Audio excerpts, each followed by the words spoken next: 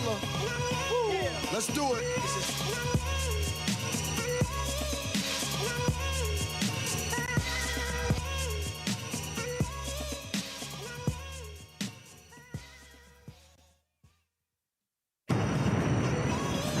He makers, killer. Let's do it.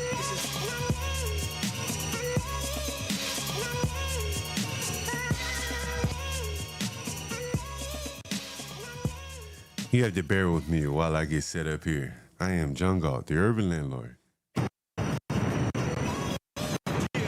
He makers, killer. Let's do it. This nigga high as a motherfucker, by the way. Let me go fast. I am the nigga John Galt. This high ass nigga. They don't dance no more. It's all about the lean. Back in the day, crack was jumping on the scene. Now they slumped on the sidewalk. Can't talk. Golden era faded, but we still feel the rock. They used to be kings, now they lost in the scheme. Popping them bottles, throwing money, and living dreams. Now they zoned out and mumbling, fumbling. No rhythm in the city, the whole shit crumbling. They used to rock the house, they was riding through the streets. Remember there was dancing, sliding to the beat. Now it's poison in their veins, ain't no pulse on the street. Guess it's over now, they accepted the back in the day, the rock had them wild and free. Different story now, they got no energy. The new drugs got them slow with the hit unload. Eyes closed and they don't dance no more. Block used to be jumping, type shit they was on. Now it's lights out, guess the thrill is gone. I am the nigga John Galt. I bring it to you rough, rugged, and raw, nigga. They don't dance no more, it's all about the codeine. Back in the day, they was rocking on the scene. Even dancing in the rain. Now they nodding off. Shit just don't hit the same. I am that nigga John Galt.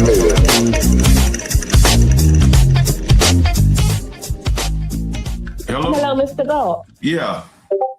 Hi, you the urban landlord. Yeah, who's calling?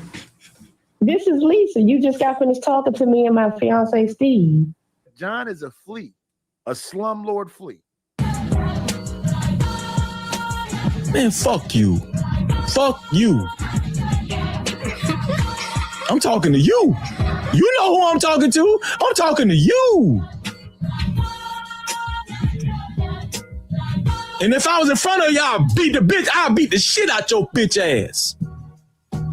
I'll piss, man, I'm telling you. Man, listen, man. I do not fuck with these people. I'm telling you. And these people are so fake. They fake. They fake. That's why I stay my ass over here. You think I'm finna be around these fuck niggas? You think I'm finna be around these fuck niggas, though? Hell no. You goddamn right, John Galt. I would rather hang around Karmelo Anthony than a lot of you black coon ass ninjas. You goddamn right. I seen your shit, nigga. With your drunken ass, with your drug habit, drunken ass. You're goddamn right. You're goddamn right. With your drug habit, weed head, drunken ass, alcoholic ass. You motherfucking right. Yes, I would rather hang around a real nigga like Karmelo Anthony than your black coon, drunken ass, weed head ass. You motherfucking right.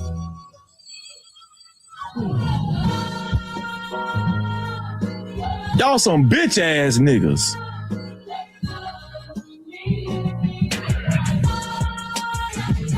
Bitch ass niggas. And you know you a bitch. Not just John Galt, but a lot of you John Galt some bitches. He'll come up and holler at me. Turn my vocal up. Turn my vocal up some more. Turn my vocal up. Turn the music up too. Hello, Mr. Galt. Yeah. Hi, you the urban landlord. Yeah, who's calling? This is Lisa. You just got finished talking to me and my fiance, Steve. Oh, we yeah. live in Charles County. Yeah. Yeah, I just friends that I got your number from initially. Yeah. In the beginning, and I was looking at it and saw your it said to look at some of the properties, you hit the link to YouTube. Yeah. So I did that, and I saw some of the properties you have, or it was like a year ago, but I saw what you had on YouTube, and that's how I figured out who you were. You're the urban landlord, the guy that rents to people, a lot of low income people or whatever have you. Mm-hmm. I've been doing it for a long time. Been doing it for a long time. I know. I saw you. We was looking at you interviewing a guy in Baltimore. Oh, yeah, the drug addict dude. You talking about the drug addict dude? The fentanyl guy, yeah. The fentanyl, yeah, that was a long time ago. That was some wild shit right there. Yeah, that was some wild shit. So we actually was looking, on the link that was on there, so we could kind of, we saw the Marley room and some of the basement that you had and all that stuff. Yeah. When can we come see somewhere? We try to move.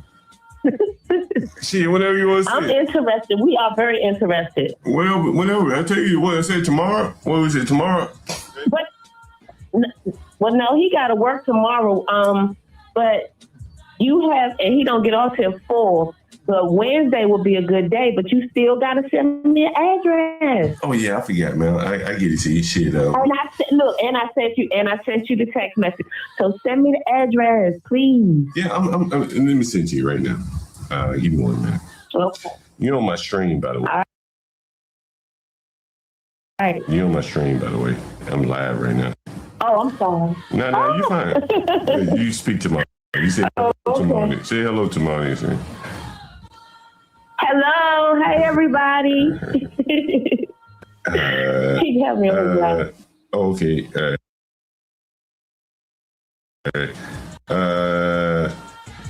I'm gonna send you the first. I'm actually quite impressed. What you're impressed I'm actually by? quite impressed with the work that you're doing.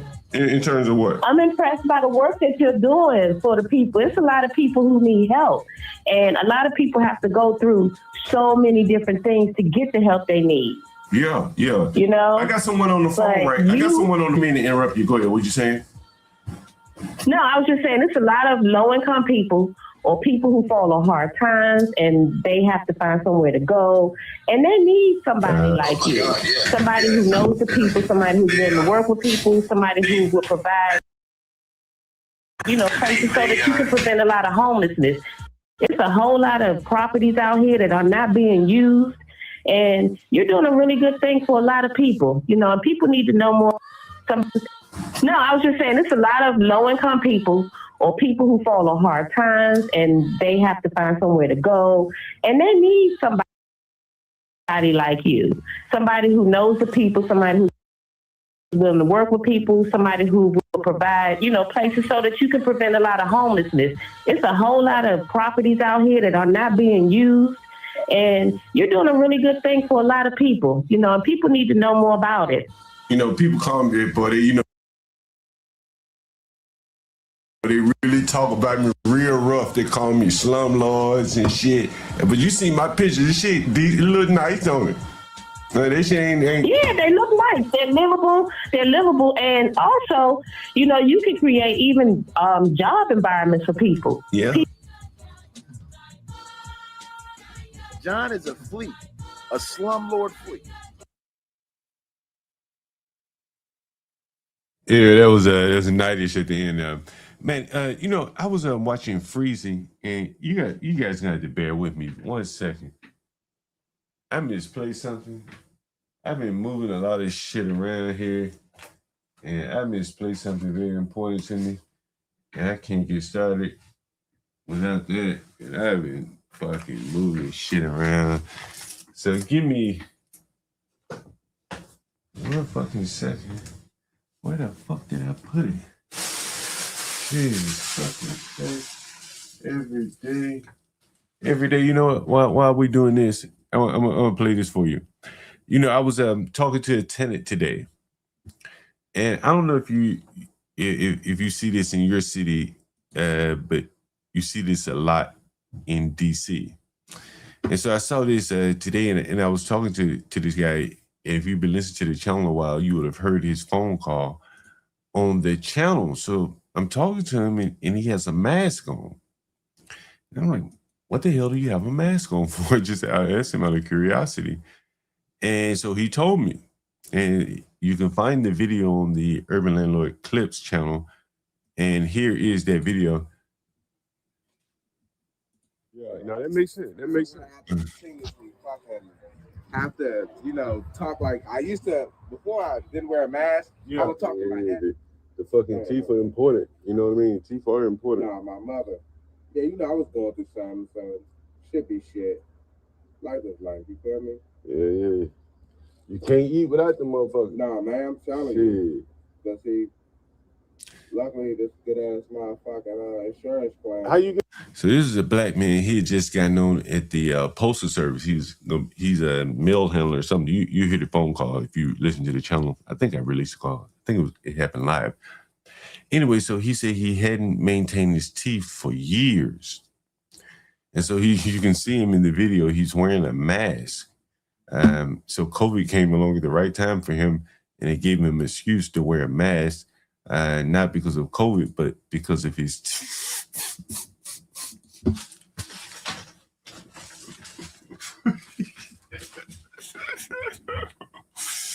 It's every day. And you can see the guy. At some point, you'll see him with the mask on. Let's see. You'll see him with the mask. But right here, he's saying that before he got the postal service job, he didn't have a reason to care about how his teeth looked. So, it just didn't really matter. But once he got the job at the postal service, he found himself talking with his head down so people wouldn't see his teeth. You can hear him kind of say that here. And so that's what why he wears the mask. This is every day. It's always something. That makes sense. That makes sense. At this point, he had already told me why he wears the mask. That's when I started recording. So you'll hear him say, "I hold my head down."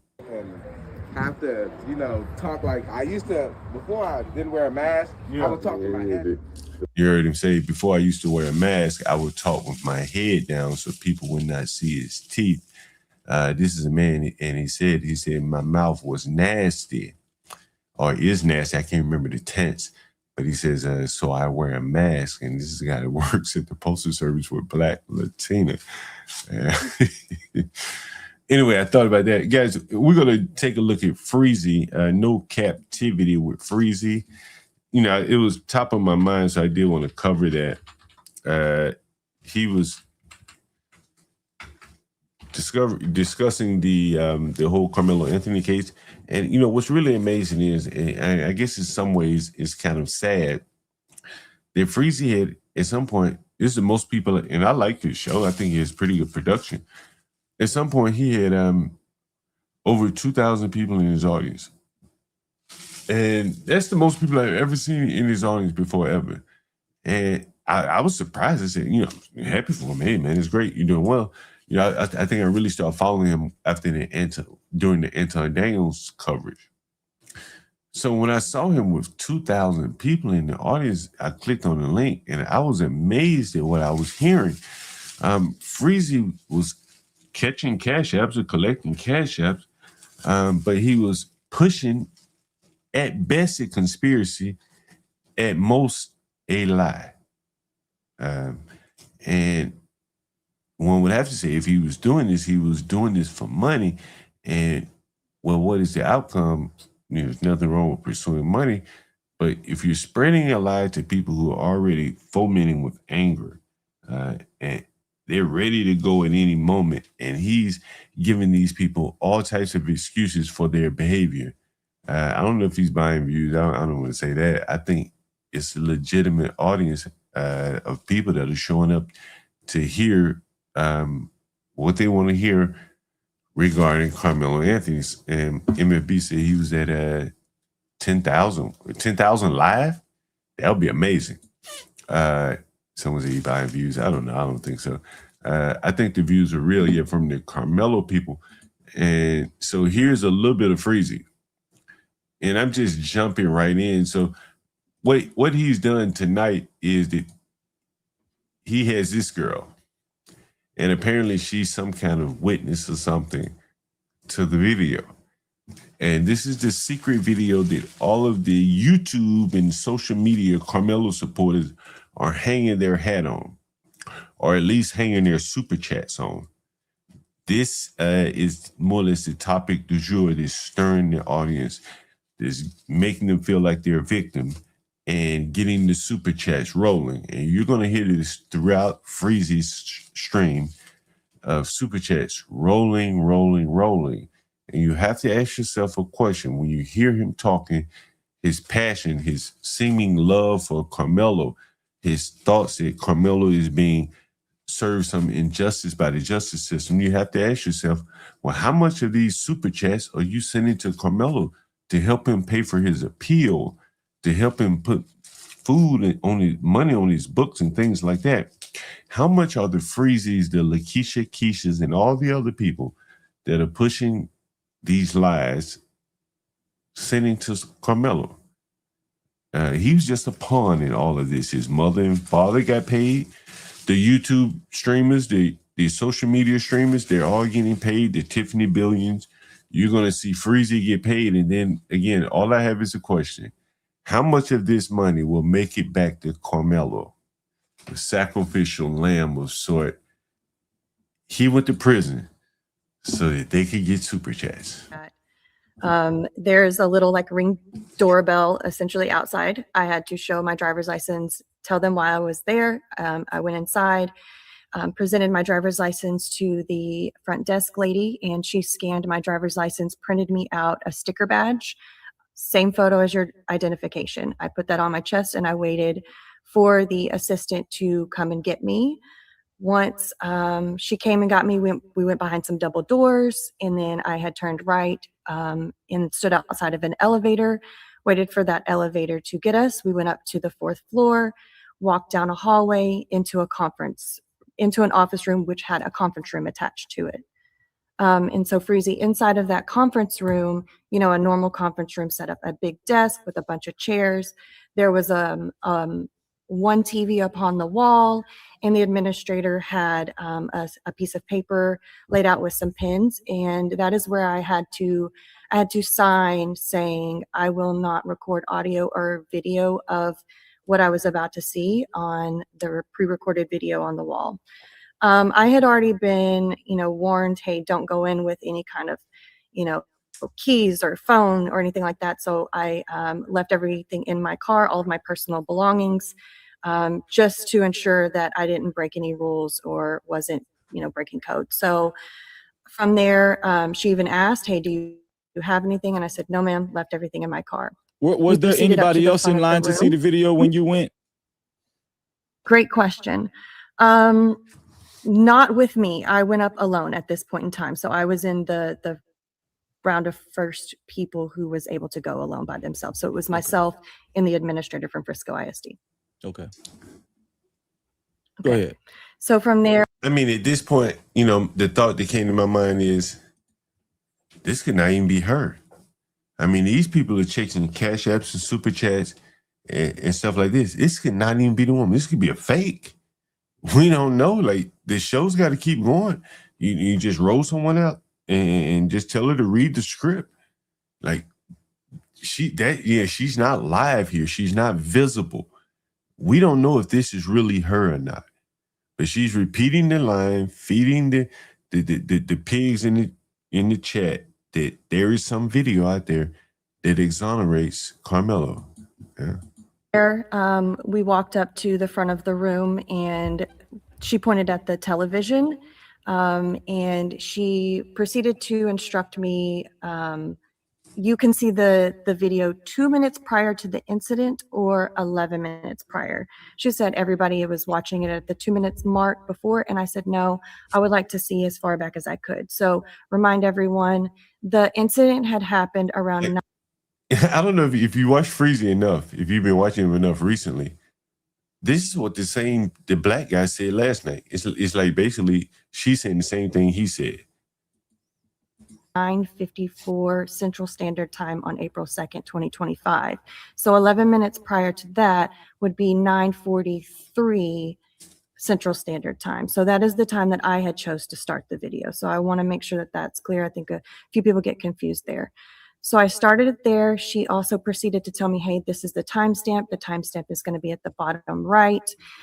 There's also another kind of rolling timestamp as well, but that actual time is at the bottom right. In the top left of the corner, you could see the canopy, which was the memorial canopy. And I want to remind everybody, it was half cut off. So we were viewing from the home stadium off onto the away side. And so that half of the canopy was cut off. We couldn't see anything from that left. So we could only see half to the right of the field. So I was able to familiarize myself, remind you, I had 11 minutes prior to the incident. And I knew from the interviews of what Hunter had did that they were coming from the middle school. So prior to entering, I also looked, before I even got there the day before, I looked at Google Maps, right? What does the stadium look like? Where is the middle school? Where is the athletic building? Just so I could kind of know where they would be coming from. So around 9:49 at that timestamp in the morning, I had looked to my far right of the corner, and what I believed was the four boys walking in, going off of Hunter's, we don't know if any of this shit is real. We don't know if this is the woman. Like, she's saying the same thing that the guy said the night before. What's real? What's fake? We don't know. We really don't know. But we do know is that whatever she's saying is feeding the narrative that the blacks want to hear. And this is what Freezy is using to make a lot of money in super chats. Someone say this could be an AI voiceover. We don't know. She's not cammed up. We don't know what she looks like. But I just wanted to give you a tenor of that. Now let's go into, she's going to be basically, let's see if she says basically, I think this woman is saying Karmelo, well, one of the Metcalf boys was a bully. Testament of myself, my brother, and a couple of friends were walking from the middle school. So I saw them walk in, bleacher, like those. So, and you said they weren't walking in a nonchalant manner. You said they were walking briskly. I played a video, a TikTok video, and I think you said something. It was almost like predator versus prey was your direct quote, right? I did, Freezy. So my exact quote was the walking with intent, as if it was almost predator versus prey. And the rest of my story will kind of attest to the reasons why and everything. And I want to remind everybody, it was raining. I could see raindrops. The video was crystal clear. I've always said it was 4K, if not 5K at best. So the video I had seen, imagine it's like an NFL football game, just it's on a smaller screen. So let's put a pin in that right there. I have a video I'm going to play after you give your account and later on in my show. It's very important. Now, you heard her say that video was 4 or 5K, look like a video game, like a football game. So that is the more or less the crux of the Karmelo Anthony Krause argument is that there's a 4K video that could not be played in court. That if they could have just made that video 4K, Karmelo would be at home, exonerated, not guilty.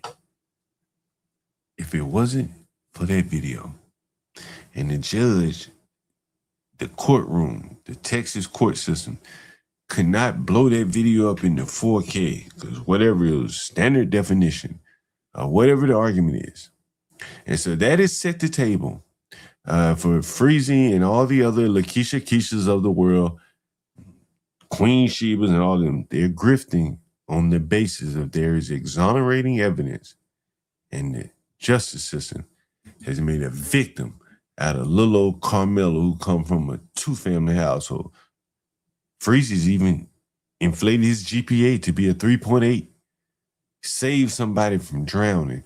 And you're going to hear me at some point when I call in the Freezy, I say, if this boy saves somebody from drowning, why the hell didn't they put that, why they didn't drag the witness, the survivor, onto the stand and say, hey, come testify for me, be a character witness. I dragged you out the river, man. You can't come testify me. My life is on the line just like yours is on the line. I put my life on the line for you. You put your life on the line for me. Karmelo had no character. It's just his mother. No churches, no coaches, nothing. And I asked Freezy about this. Where there's a reporter that works for Court TV. I think his name is Cody, something, black guy. Of course he's black. Actually said he's seen the video in court. And he said that you couldn't see any raindrops. And the people, you could barely make out the people. They were very blurry. He said you couldn't see any rain or anything. So he said, if anybody said they seen raindrops or, no, that's not true. You couldn't see any raindrops. You're telling us that you could, the video was that clear where you could see droplings and raindrops and all that kind of stuff. That's what you're telling this audience. Yes. So when I started the video at the 11 minutes before, so at that 9:43 mark, it was a heavy drizzle, is like I like to put it. It wasn't like a downpour. It does get into a downpour later, but it was a constant drizzle. You could see people popping their umbrellas up, taking them down. I could see people in ponchos. I saw puddles on the track as well. So it was very visible that it was raining, and it wasn't, a bright sunny day either. And I also will say, when people say you can't see faces, no, when we all put in our request, we understood that the video needed to be redacted, and redacted means if it is a video, you cannot see the minors' faces. So they did not blur it out, but it is, far enough to where you cannot physically identify somebody. The only identifiers that we have is going off of who we know was involved in the incident. And, the video shows you kind of right. So basically all of the other students under the tent, they kind of wanted to protect those students, right? Yes, that is exactly correct. Okay. Go ahead. You carry on, sis. Okay. So where we left off was the four boys was walking briskly as if it was predator versus prey towards, go ahead. Yes. So as they were walking up on the bleachers, they walked up the steps and they did not sit down. It instantly went from a verbal to a physical altercation very quickly, and you could tell. The reason why I say they did not sit down is because anybody can tell elevation. You can tell from, I'm watching them walk up, I'm seeing that they're standing, and if they were to sit, I can tell that head had moved down. I was not able to see anything from those four boys. They had surrounded him, and you could see arm movements, as if someone might have been pointing, like, hey, get out of here. You could. This shit is amazing. We don't even know if this is real. We don't even know if this woman is telling the truth or not. She's not cammed up. But we gotta take her word for it. Freezy needs her to tell this, or this, whoever it is, could be, we don't know what it is, could be AI, to tell this story to him so that his audience will send super chats. This is a jig. They're not even thinking critically, because if they think critically, the jig would be up. So they have to act like they don't know things. And they don't use their mind to even be inquisitive, because if they were, then they would know, they would come to the conclusion that this is all some bullshit. But again, Freezy's using this for cash apps, super chats. This is how, he's making money here. Could also see. We're going to get past it. Is what they've seen on the video. It just feels like the visual running down those steps. As he reaches the bottom of those metal bleachers, he trips and falls. He picks back up and starts running back off to my right. At that time, I had noticed 3 individuals chasing after him. And I want to remind you that no one had moved from the canopy outside of these 4 individuals, Karmelo and the 3 chasing him. The thing is, it's so many facts out about the case now that anybody could do this. Hell, with 30 minutes of coaching, I could do this. From there, I took my eyes directly back over to the physically see it in person, which we all knew that was the only option, or the option of it to be emailed to you, mailed to you. So we know that the other options are there. They just are restricting the public from viewing public information. Thank you for saying that. So 12 Tribes said, and T Sturdy told me that was an option to request to have. So T Sturdy is the guy that he had on last night talking about. She's basically mirroring everything that T Sturdy said last night about the video and everything, the whole 11 minutes, this and that. The video sent to you, right? That is correct. But did they allow you guys to check off that option, or was that option restricted? Just for clarification. Good question. Option. Money. This is what it's all about. Right? Tell them, Freezy. Off that option, or was that option restricted? Just for clarification. Good question. Option. And the super chat is Miss Daisy. Someone is driving Miss Daisy. Someone has a question for Miss Daisy. If given the opportunity, would you solemnly swear to tell the truth and testify on Melo's behalf in appeals court? We'd appreciate it with Karmelo. Lady, sweetie, people, appeals court is not going to be like a retrial. These people think that they're gonna be putting on new evidence. This is not how it works. This is like people who are hanging on every thread, and Freezy is spoon feeding the desperate. Money. Go ahead, sis. The option was not restricted. So the option was still there. The option was still clickable. However, I just didn't want to get denied. I wonder, you understand what I'm saying? I wonder, that's one question I haven't really dug into. I wonder if somebody actually clicked. So you're saying it was either or. Either you were going to watch the video in real time on that day, or request to have the video sent to you, and then you couldn't actually see the video that day. You couldn't do both. Is that what you're saying? I'm assuming, and this is just an assumption, just going off of it's a Freedom of Information, Act. It is a request to be able to view public documents at a public due to it more. So it was.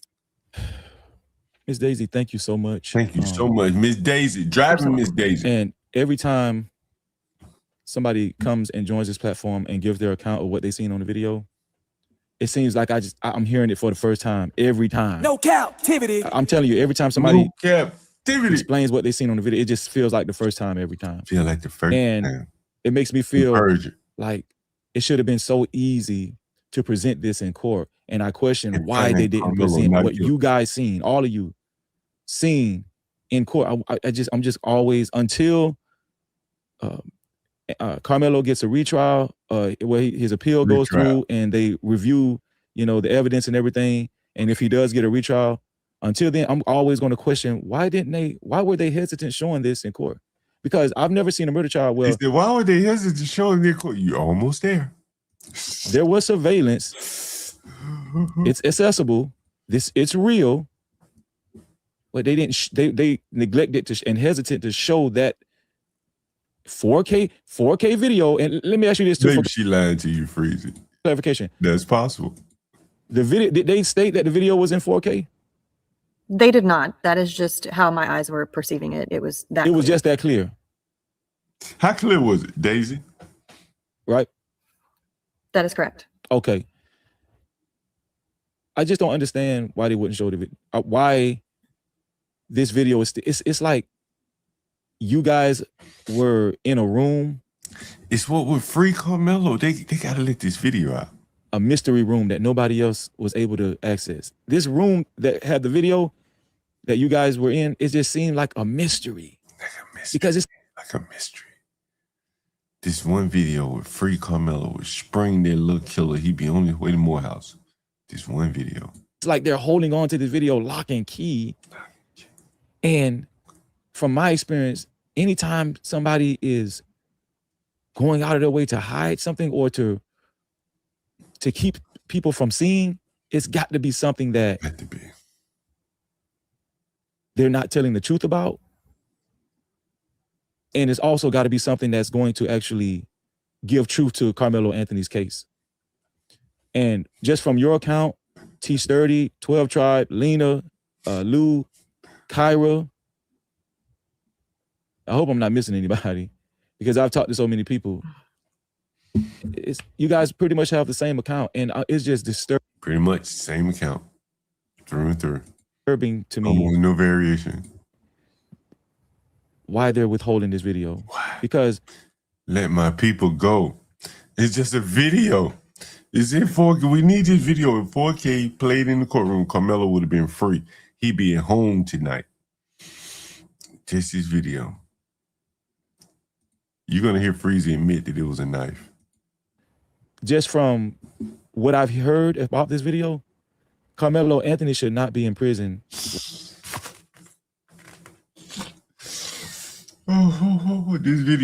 This video here might go down. It's like one of the things is the black hole or something. Listen. What I've heard about this video, Karmelo Anthony should not be in prison right now. He should have been acquitted.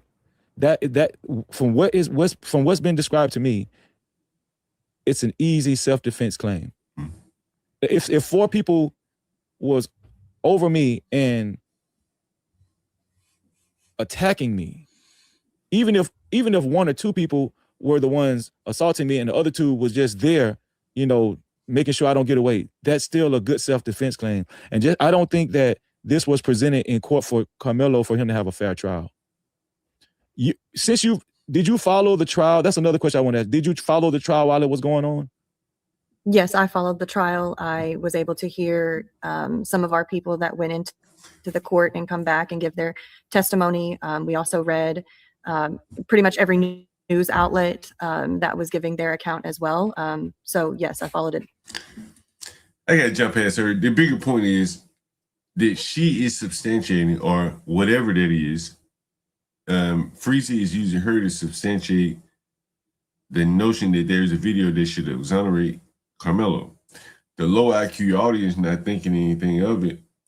They're just willing to believe and want to believe that they're so desirous that this boy, the two-family household, everything they've been told is the elixir for all their woes in America. Two-family household, high income, all that. They want to believe that they need that to exist in Karmelo. So you can see that Freezy is just really, really reaching to come to that conclusion. And now he's about to bump into some contradictions. Here we go. I'll come up out of what's like the tunnel of the bleachers. You know, when you come up and you go sit around, he's coming from under there. You see him come in, he stands there for a few seconds. Money! Again, I ask you guys, how much of this money you think he's going to send to Karmelo? How much do you think he'll send to the Karmelo Appeal Fund?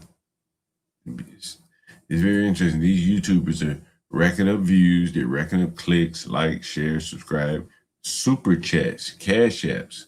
How much of this money do you think will get to the Karmelo family?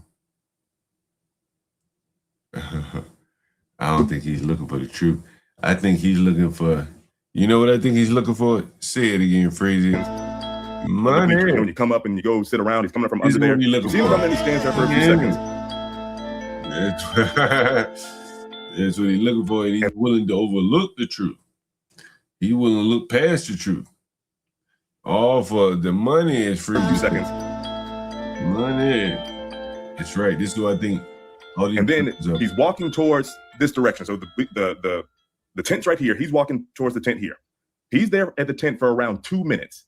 Then eventually you see Austin Metcalf and his 3 or 4 friends who are walking from the middle school where they were visiting their coach for a little bit that morning. They're walking from the opposite direction. So Karmelo's here for 2 minutes. They get there, and then the whole ordeal goes down in like 4.5 to 5 minutes. But under the tent, you got to remember, there's a whole team under this tent. You can't see rainfall. All you see is there's people under a tent. They look like. All right, we heard this. The difference, the trial, is that from what he said he seen the video in court when it was in trial. He actually attended the trial. How big of a difference is that? You can't see rainfall to what Miss Daisy said, to what Kyra said. And shout out to Kyra. I seen you in the chat, Kyra. To what Lena said. Shout out to Lena. How big of a difference is that? All of the brothers and sisters that actually came on this platform and actually signed off to see the video at Frisco ISD said you can see raindrops and everything. This guy said you can't see raindrops. Shout out to the gifts. Thank you, Jess. Shout out to the gifts. Money is what it's all about. Karmelo was nothing more than a pawn. Freezies and the Keishas, they've taken the place of the Ben Crumps and the Al Sharptons of the world. They probably do this better than Al Sharpton or Ben Crump could do it. The whole YouTube grifting, the Snivel Rights YouTube grifters. Al Sharpton's on the ground, Freezy, Lakeisha Keishas, they're on YouTube and Twitter and Instagram. And this is the hustle. Just anticipate, thank you. Let me start this over so y'all can see this. There ain't none of this money going to Karmelo. None of it. Not to his appeal, nothing. They just be sitting back. And if the appeal goes the wrong way, they'll be doing streams about that. If the appeal goes the right way, they'll do streams about that. But none of this money is going to Karmelo. You know, I should have asked Freezy, have you donated any money to Karmelo? You love this boy. So y'all can hear this. Come up out of what's like the tunnel of the bleachers. You know, when you come up and you go sit around, he's coming from under there. Money is more money. You see him come in, he's standing. The tent's right here. You see, they're walking like. Can't see rain. Look. Money. Shout out. Remember, there's a whole team under this tent. You can't see. Money. Shout out to the super chat. Karmelo doing very well here. Karmelo is worth more dead to Freezy than he is alive. Think about that. Think about that. Karmelo is worth more to Lakeisha Keisha dead. I'm sorry, he's in prison, right? Trayvon is the one that's dead. He was worth more dead. Karmelo worth more in the box. In a cage. Under this tent. You can't see. Yeah. This is what it's all about. Shout out to the Super Chats. Rainfall. Shout out to the Super Chats. Not Karmelo, to the Super Chats. Karmelo doesn't get his hand on this. He helped create a condition so that we could say, money. Shout out to the Super Chats. Shout out to the Super Chats. See rainfall. You said you can't see rainfall. You can't see rainfall. These human raindrops. No Frisco.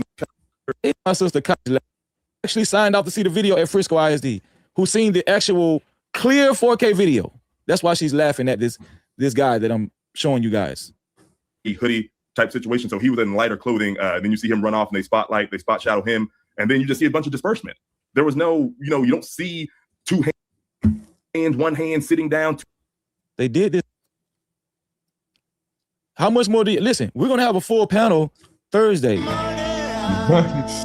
More people that actually seen this video. We're gonna have a panel on Thursday. And Queen 88, I need you on that panel. That's what I was gonna talk to you about, Queen 88. Karmelo never made a cash register ring at HEB like he's ringing for Freezy. He's better off. He's more valuable to his mammy, his daddy, the Freezy, Lakeisha Keisha, all these people. You heard the cash register ring up. Money. More people that actually seen this video. We're gonna have a panel on Thursday. Freezy, you're gonna have a panel on Thursday. You're gonna have a whole victimhood panel. And not $1 would be put on Karmelo's books. Not $1 would go to his appeal fund. They need him to be a victim. And Queen 88, I need you on that panel. That's what I was going to talk to you about. Queen 88, I need you on that panel. Queen 88. I need you on that panel. Lena is going to be here on the panel. Kyra, I don't know if you can make it, but there's going to be 2 new people on the panel. The thing is, I don't think the black pastors Queen 88 are equipped for this. Like, if you look at Freeze's production, money, shit dropping out of the sky. He had very good production, the chat on screen. I don't think the Al Sharptons of the world, their paradigm is shifted. Al Sharpton is more radio, street protest. This is YouTube. This is a little bit slicker. You got to be able to work StreamYard, OBS, Ecamm.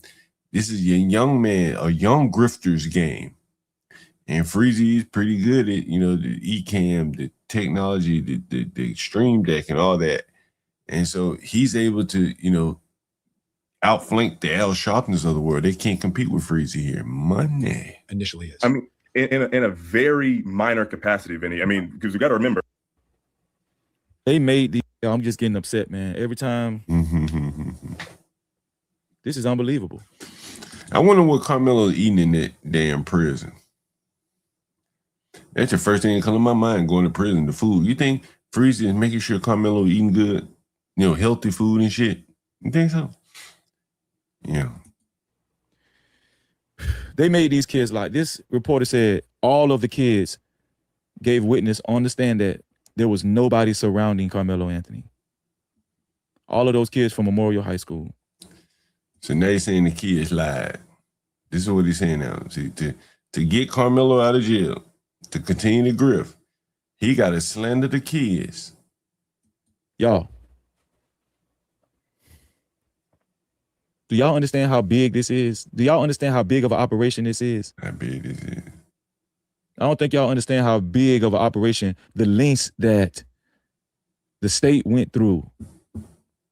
Frisco ISD, the police department, Judge John Roach, the lengths, possibly Toby Shook, even on the defense side.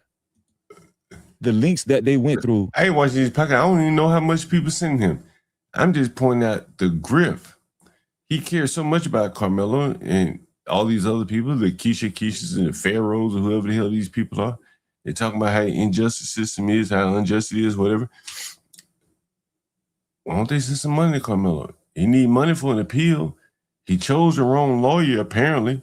His mama cut corners. His daddy cut corners on the lawyer so they could live big. And I told Freezy, I understand, hey, if this boy going off to prison, that mom and daddy won't be able to go make a living. The blacks don't have any jobs for the daddy to work. So he got to prepare for the future with no work. Karmelo, he would be fed every day. He doesn't have to worry about eating. The prison to get him fat. But the daddy, he the underman. He got to be out here in the world, and he got to make money for food and housing. And he used to living good, and now he's got to go out here and make a living where the white world has been closed off to him. So he got to grift. Got to grift real hard. To the detriment of his own son. Cover up all of this to convict Karmelo Anthony. Okay. How in the hell 21 students from Memorial gave an account that nobody surrounded Karmelo Anthony when we got proof of people that actually signed off to see the video at Frisco ISD. Miss Dave. Hey, listen. Hey, I don't care what you do. But if you care so much and you see that this boy here need appeal money, help him out with the appeal. Maybe Freezy has. Maybe Keisha and all these other people have. I don't know. But I think far better than giving money, they'd be better off giving out the truth to prevent future Karmelos. But to prevent future Karmelos, then where the Superchat's going to come from? Right?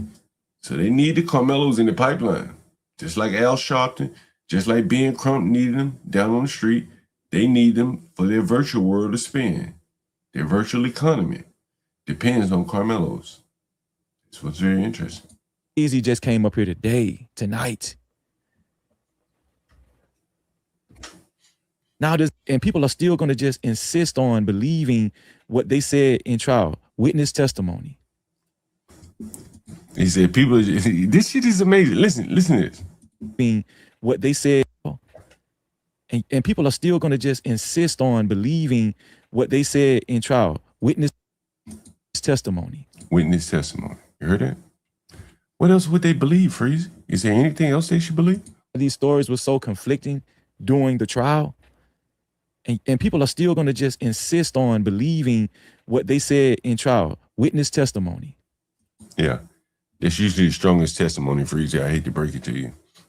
Eyewitness testimony will sink your ass if it goes against you. And the eyewitness testimony went against Karmelo. You're going to have to come to grips with that, Freezy. And the odds of these kids all colluding to lie against Karmelo, I doubt that.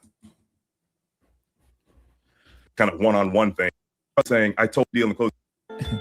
They said Karmelo and that's hands on me. So that was a big deal in the closing argument. But there was one student that got Karmelo, boy, you are a valuable young man in that box.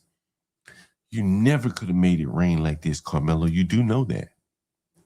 Like, you sitting there somewhere, your mammy, and watching somebody Freeze's YouTube video, and she said, damn, my boy making it rain. He could never make it rain like this in the real world.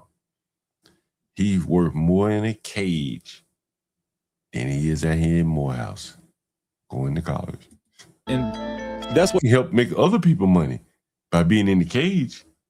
In Morehouse, he wasn't about to learn anything. He wasn't about to start a business and hire people.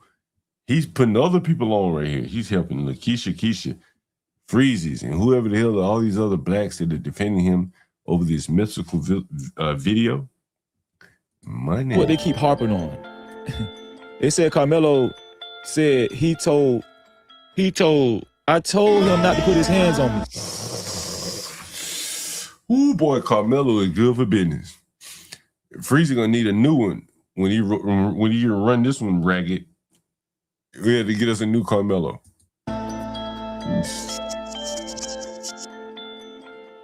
Karmelo, this is the black economy right here. Ladies and gentlemen, this is the black economy built off death, defiance, lies, propaganda to get back at the white man. This is how you make the never took the stand. Karmelo never took the stand. And Freezy never ever would ask himself, why not? We haven't actually heard from Karmelo yet. Have y'all realized that?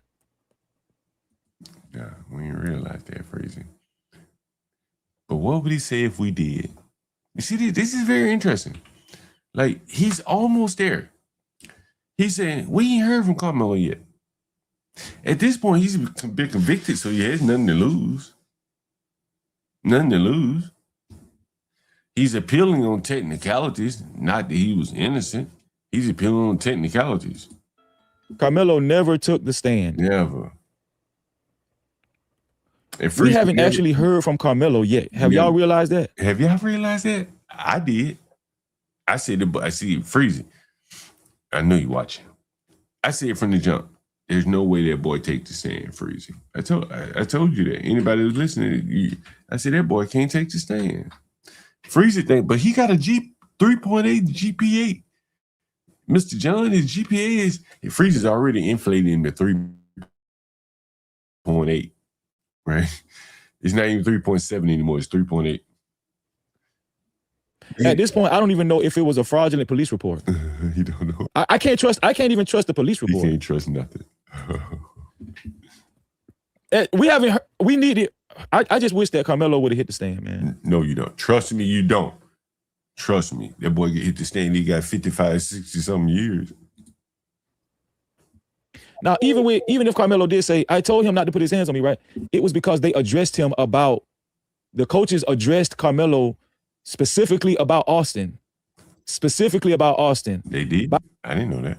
I didn't read it in trial. By that time, all the attention was on Austin on the ground. Keeler tonight. So it makes sense why he would pinpoint Austin. I told him not to put, but people with common sense can understand that. People without common sense, go figure. I don't think there's a lot of manipulation going on. I know there's a lot of manipulation going on. A lot of manipulation, yeah. From the accounts that people gave and also proof that they signed off to see the video. They're not lying about this. They have paperwork that they wouldn't lie. Don't you guys get it? Don't you get it? They wouldn't lie. Don't you guys get it? They wouldn't lie. An angle of, a couple of kids on how this dude discredited his credibility. None of the order isn't lying. He's telling y'all, listen, and I'm not saying this guy's lying. This reporter isn't lying. He's just telling y'all what he's seen on the video in court. He said you couldn't see none of that, all of that movement. The Black Civil Rights Movement moved online. They don't have protests on the street anymore. The ones that led those protests, they got no Al, Jesse's gone. Ben, he too low IQ to do it. So the slicker guys on YouTube, they've filled a void. This is business one-on-one. Them surrounding Karmelo. Like a paradigm shift. You couldn't see none of that. He's not lying. He's just telling y'all what they showed in court. They manipulated the video. In the audience, they going, wow. Who is that? I don't know what you're talking about. Why are you so focused? We moved beyond Karmelo. He got what he deserved. And maybe he didn't get what he deserved. He probably deserved more. But I could have shown someone else's video. Maybe you want me to show someone else? You want me to pull up a Lakeisha Keisha? But the fact that Freeze is a man, I figure I would, zoom in on the men behaving this way because, in theory, they would have more of an effect on their young male sons. And Freezy is putting out here into the ether that you can stab someone for touching you. And he's willing to make up, or exaggerate the facts, let's say that, to justify what Karmelo Anthony did. So I'm not necessarily focused on Freezy. I'm using him as a high-level example of he's protesting. I love Karmelo. The people are protesting. I love Karmelo. They send money to Freezy, but the money don't get to Karmelo. This is the Griffin Black America. It's just no different than what Al Sharpton was doing. Nobody's had any problem calling Al Sharpton a grifter after a while. I'm just early to the game. You'll see.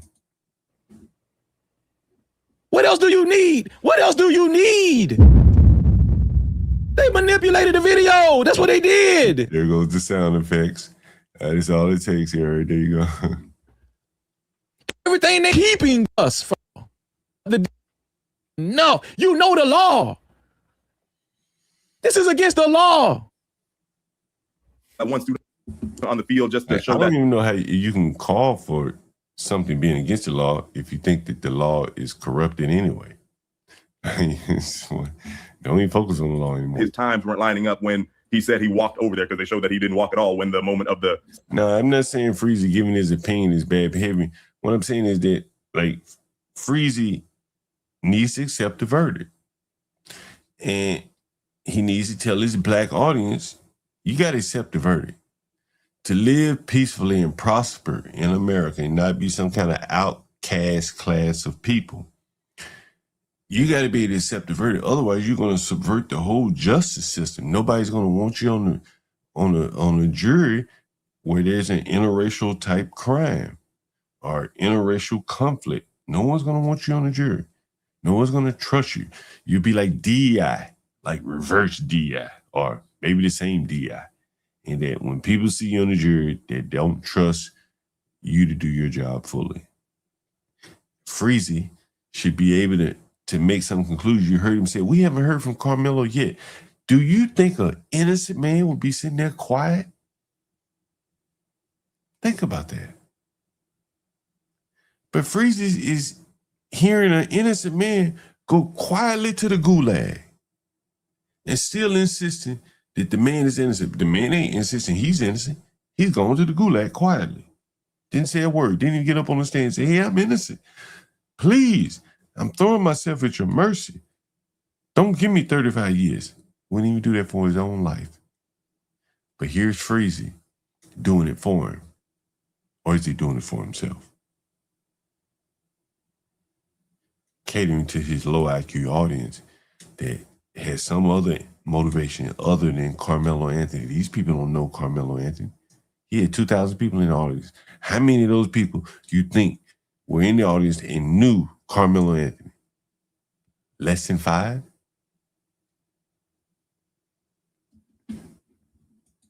Stabbing happened. So none of the is going up. I feel passing out damn near. That's how upset I am about this. He upset about what? See, what is he upset about? A verdict? Rendered? This is the American way. If he's upset about it, does he have an alternative solution to how we punish people that are convicted for murder? Or does he not want them convicted? So then you have to come up with a new statute for murder. See, this is what I'm saying. What are you upset about? And then we need to fix that, or at least identify that what you're mad about can't be fixed without maybe a revolution. Again, this is the revolt against civilization. This is the underman. He can't accept the burdens of society. Right? Remember what they said about the underman? What they said about the underman? Society has a lot of benefits, but to the underman, it tortures him at every turn. And this is Freezy. Can't understand why a boy who stabbed someone at school is now in prison. But what did Lothrop Stoddard say about the underman? He's often in jail, right? Often in trouble and in jail. That's Lothrop Stoddard. Shout out to Miss New. Thank you, Miss Nubian Goddess. More money. Money. Karmelo Anthony is more valuable in that box. Look how much wealth Karmelo is spreading around. You go all look how many views. You think his football career didn't bring this many views? Whatever he was doing in high school, he wasn't on LeBron James. He didn't bring any views. Whatever he was going to major in Morehouse, no views, no super chats. But put him in a box with a victimhood on him, you can monetize him. And that's what we got here. A monetizable Negro. For your $10 super cap, thank you. No captivity. Miss Nubian Goddess said the most feared by white people are educated black men. Karmelo daddy was educated. When he's smart, Karmelo was smart. And we done put his ass in the box. We don't even need his contribution to society for the next 17 and a half years at best. Society can do without him. He's the underman. Karmelo's education and contributions to society make him a threat to their power. That's a fact. No captivity. Shout out to Alf OJ. Alf OJ for the $5. Alf OJ said the original video version will. They go to the video again, but listen here. Karmelo's education and contribution to society make him a threat to the white man's power. Can anyone explain to me what Karmelo's contributions were? Anybody know? And Freezy's reading this shit. He's up to $10. You know, get 33% to YouTube. And he's not going to correct this, right? Because he needs this person to send another $10, another no captivity, right? He's not going to correct her. Say, lady, what? If somebody said that shit to me, if I saw that shit and come in, I'm like, well, what contributions are you speaking of?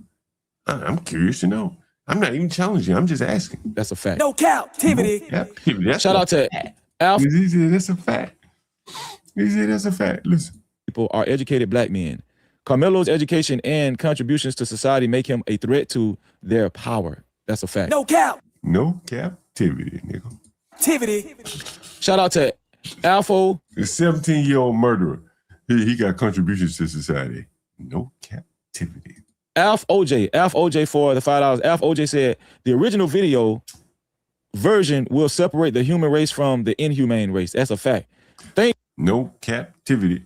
God for those who saw the video before it was blocked. All praises. No captivity. And that's a fact. Shout out to my sister, conversation with MJ for her $10. Thank you, sis. And see, this is the ones that you're gonna see. This is a woman right here. You're gonna see her send multiple no captivities. Her conversation with MJ, and this is what I speculate is the lack of maternal instinct in women, in the black women. These black women don't have any regard for a young man that could be their son, as Obama says, that was murdered. They're all about the killer. No captivity. Conversation with MJ said, why all these hate warriors have the same ugly salmon colored shirt? I don't know, sis. Go figure. No cap. Yeah, comment on what he has on. Activity. No I do not. The MJ right there. Also, shout out to Money Mike. Shout out to Money Mike for the $2. He said the judge prepped those kids for 8 months. No captivity. This person is saying that the justice system is so corrupt that the judge coached the witness. Jesus Christ. We can't have a justice system with people that think like this. They're undermining what they thought, let alone their actions that they may put it to play to undermine the justice system, to keep the Karmelos from getting found guilty. I was on Arc Nation's panel earlier, and I said, well, imagine if one of the blacks had slipped onto the jury and held out on Karmelo's and just said, I'm not willing to convict a black man once she got into the jury deliberations. Then what? What would happen then? If one black on the panel said, I'm not going to convict a black man or broad man, it would totally upset the whole justice system. One black with their racial loyalty being held above the truth could upset the entire the justice system. And this is what we're up against right here.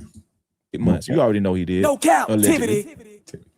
Shout out to Iron Will for $5. Iron Will $5 said, what about Jeff Metcalf allegedly coaching one of the witnesses on the stand? Yep, we went over that. No cap. No captivity. These people are lying. I mean, they're undermining every element of the justice system. They're saying that the victim's father coached the witnesses to convict the young boy, but the victim's father has been nothing but gracious to the family. That's the thing. Like, they're making it harder for this boy to get parole in 17 years. Activity. I'm telling you, it's just a lot of corruption. This case is just corrupt all the way around. God is not going to allow this. God ain't finna allow this. It's too many. I'm gonna tell you, they so dumb. The case is so corrupt. The trial was so corrupt. The way they went about doing all these things is so corrupt. There's a crack. I'm telling you, it's too many cracks. Too many cracks. It's too many cracks. Too many. It's too many cracks. Somebody gonna snitch. Shout out to Miss Bree for the $5. Miss Bree said Frisco ISD website. Frisco ISD website. Money. Karmelo, boy, you're paying off, boy. Put your ass in the fields down there in Texas. Let your ass pick the watermelon fields, whatever the hell they pick down there. Money. You'll make money for the state of Texas. You'll be more productive than you ever would be out here in the streets. We'll cut your hair down short, make you look nice and presentable. And then people, the grifters out on the streets, they'll be able to make money off of you too. You will have never been this productive had you been free, boy. This is the crazy part. What do you think Karmelo would have been had he lived? Who would have been more successful? If you had to guess, one of them Metcalf boys or Karmelo? Fast forward 17 years out. Who would have been more successful? Money, Karmelo. Or one of the Metcalf boys. Just give me one. Put it in the chat. Who would have been more successful if you fast forward 20 years from now? One of the Metcalf boys, either one of them did. You pick one, or Karmelo. Who do you think would have done better in life? I put my money on the Metcalf boys. That's what I would. If I had to put my last dollar, I'll bet on the Metcalf boys because clearly this boy here can't control himself. And he's in prison.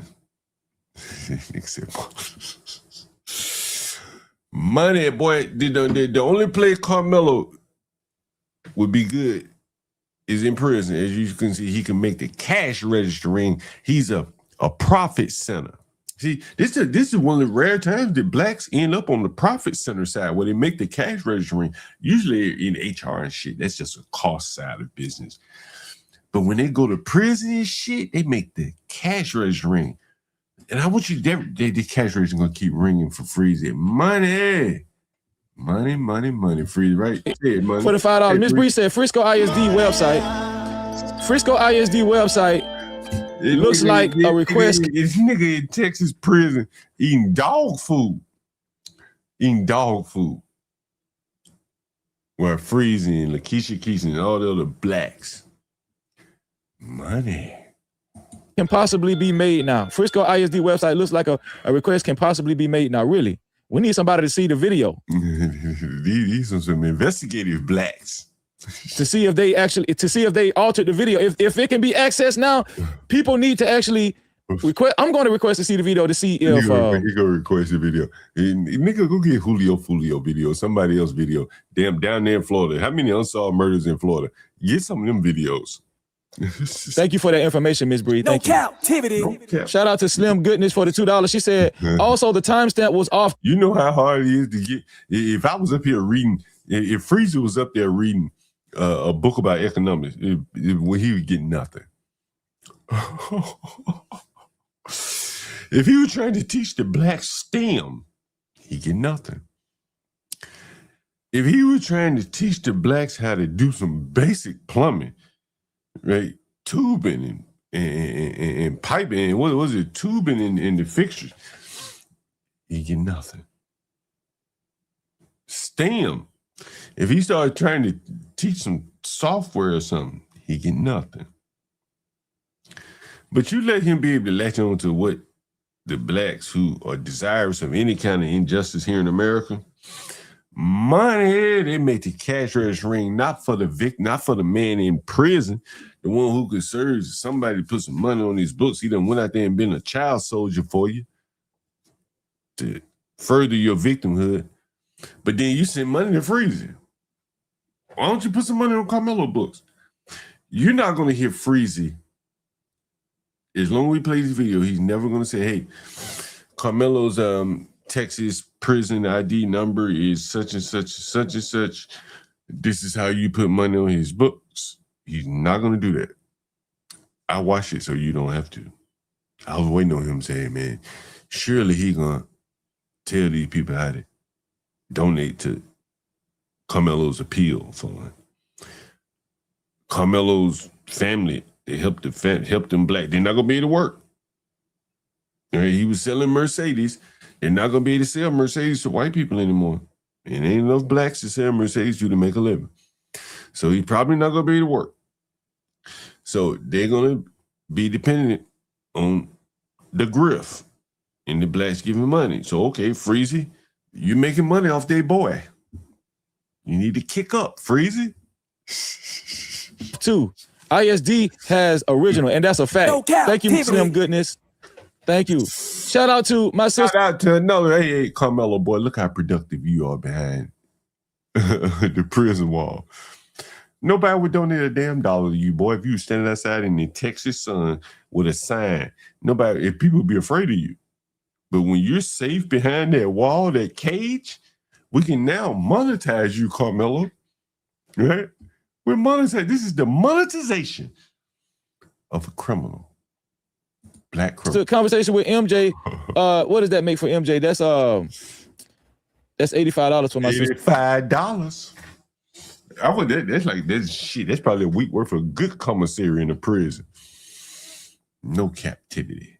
To MJ, thank you, MJ. I'm gonna update you on the board. Thank you for the $50, MJ. No captivity. $85 for MJ. MJ said the big question is, hey, nigga, she ate.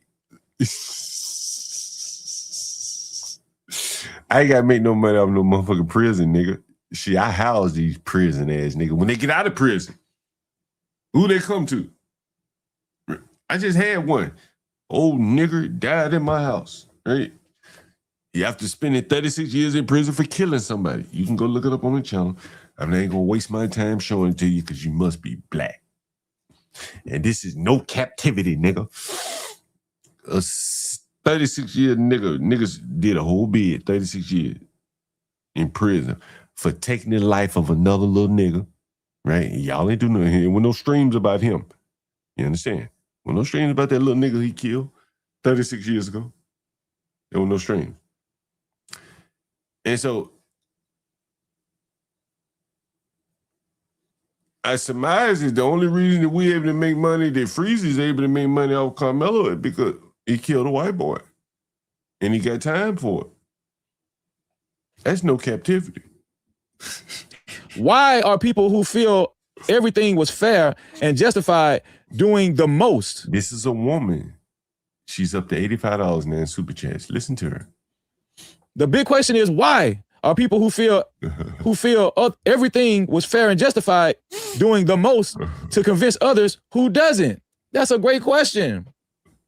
Why are you doing the most?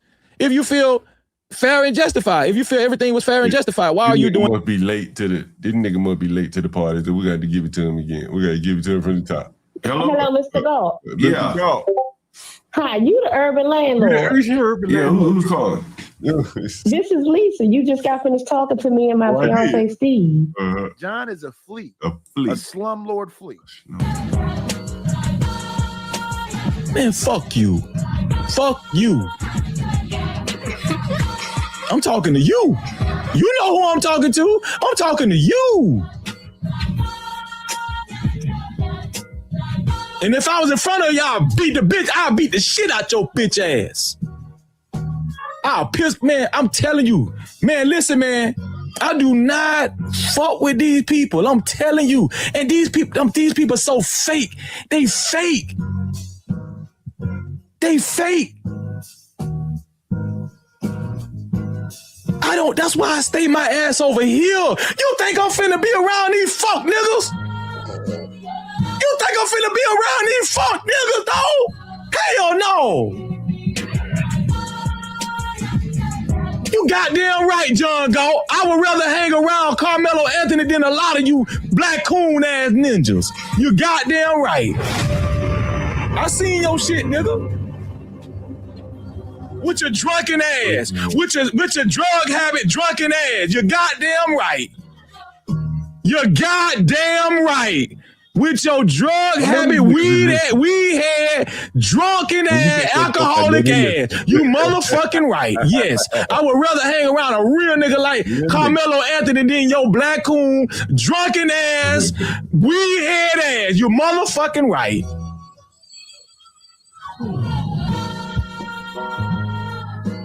Y'all some bitch ass niggas.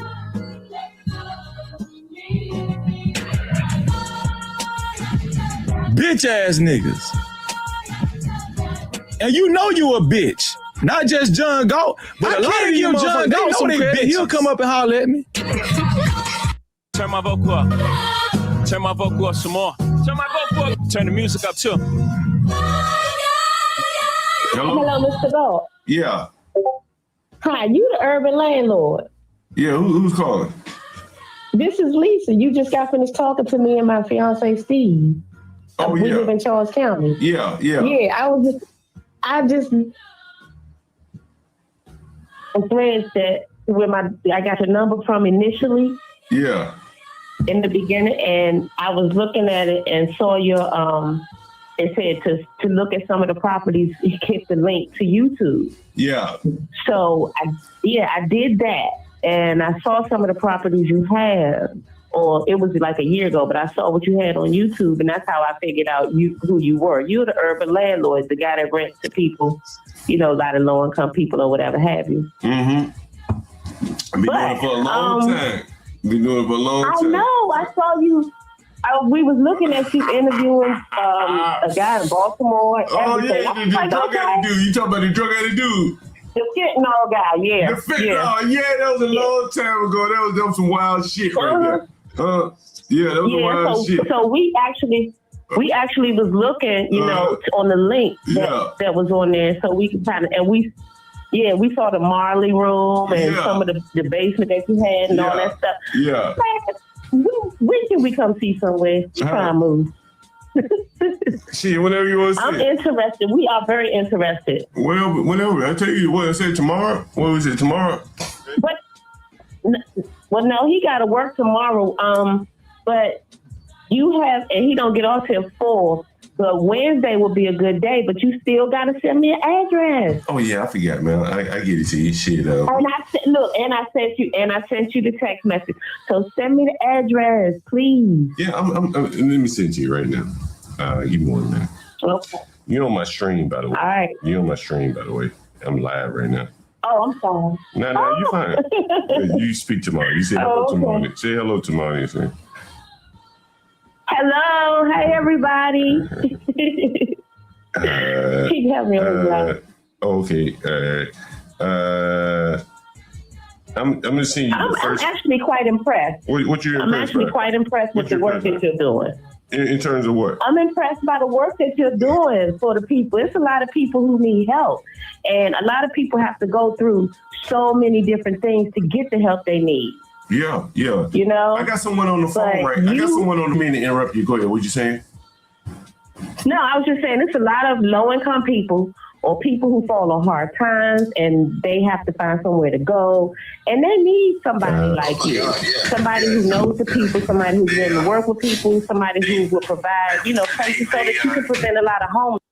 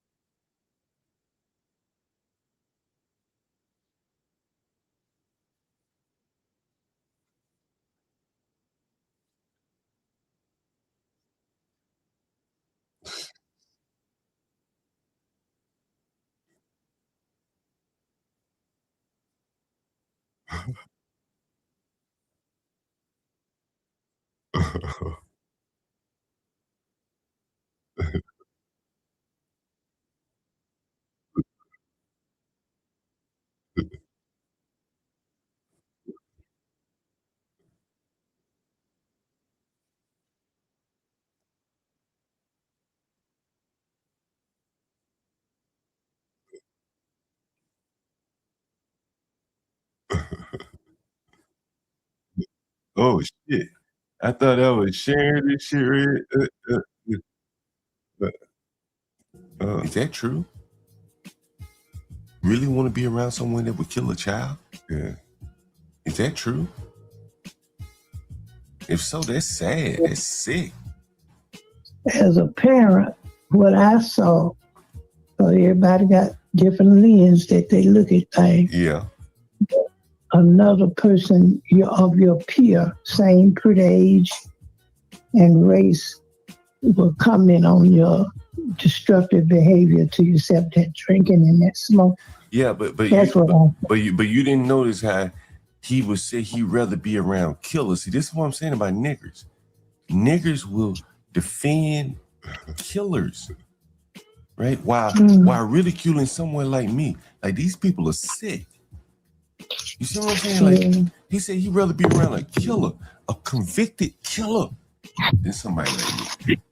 These people are crazy. And this is what I'm saying. Like, this is why I don't even want to be around them. Because if you rather be around a convicted killer than me, then I don't want to be around you. I don't give a damn what I'm doing. Like, if you see a convicted killer and hold him in higher regard than me, well, I ain't bothering anybody. There's something wrong with you, man. There's something real serious wrong with you, man.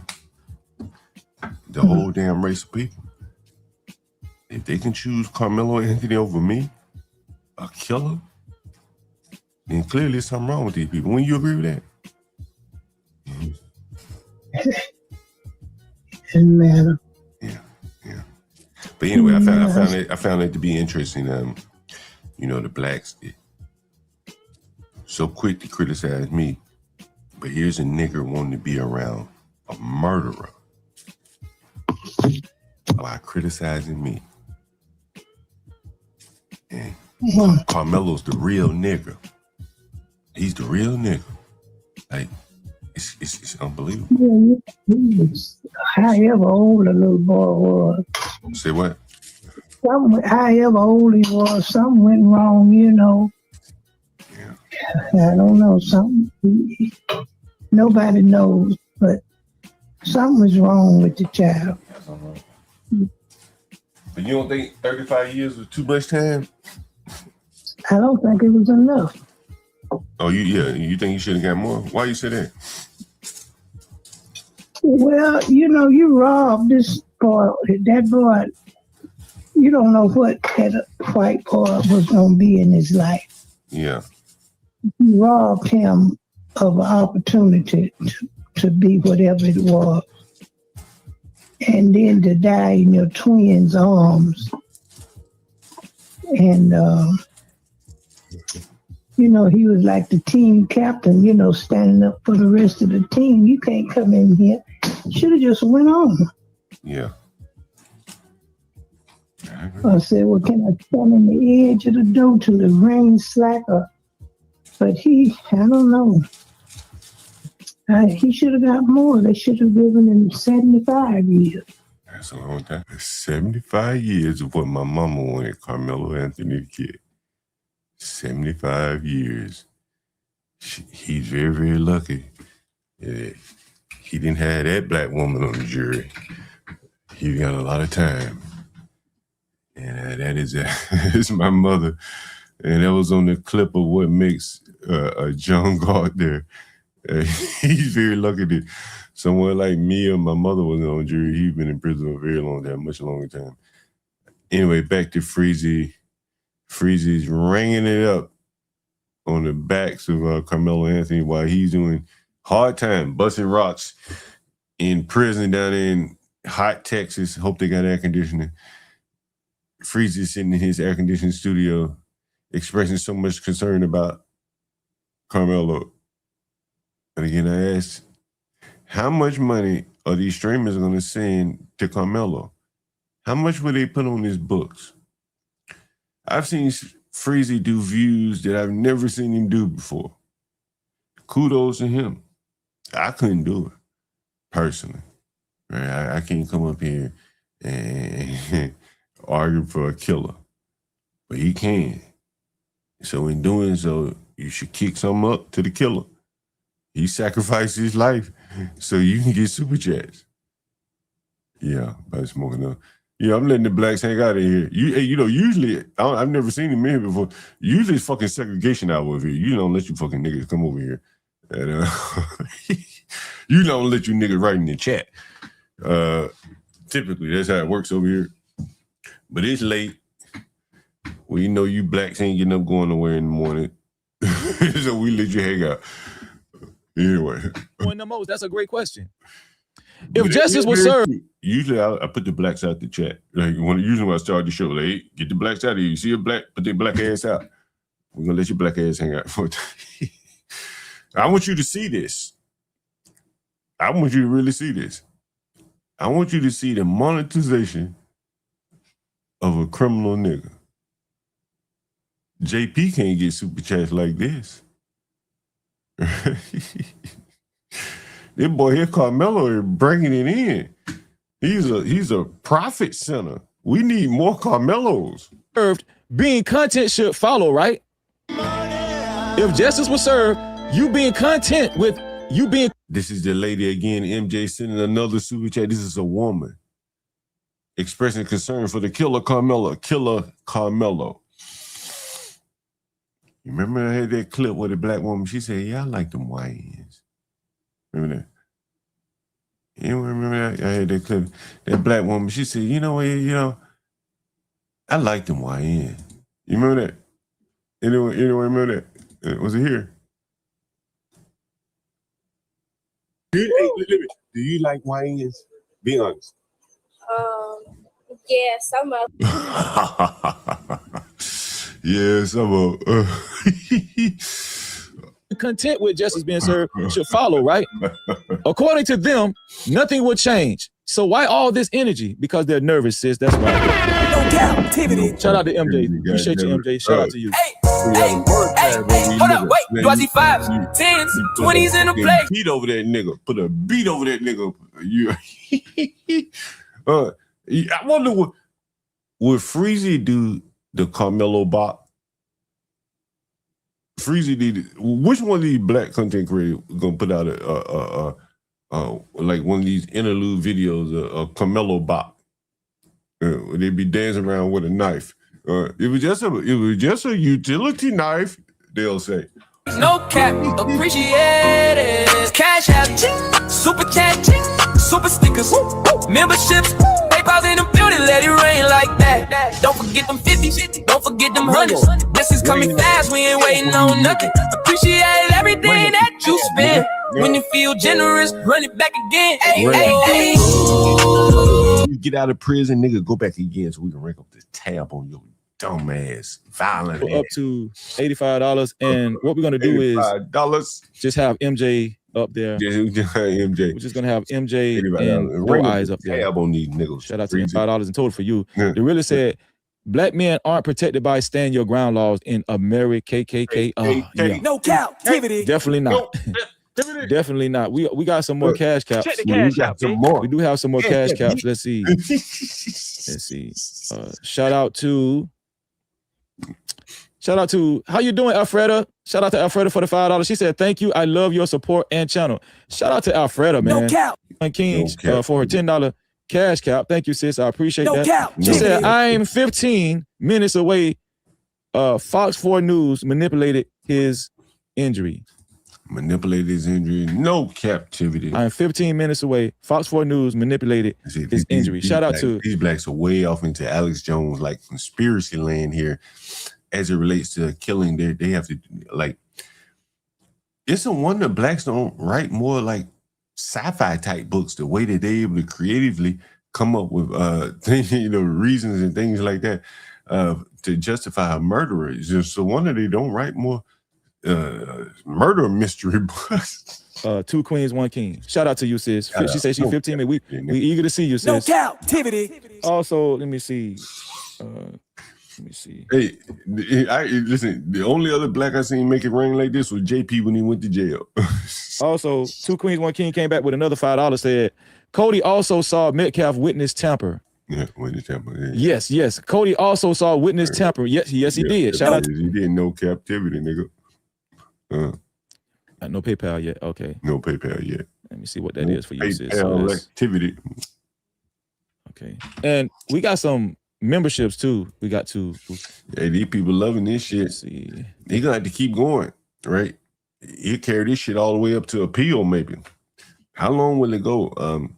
Like, you gotta be, if you're Freezy, you gotta be like scouring the news, hoping that some other black kills a white man or a white man kills a black man or something, because we're kind of threadbare on this Karmelo Anthony right now. He's in prison.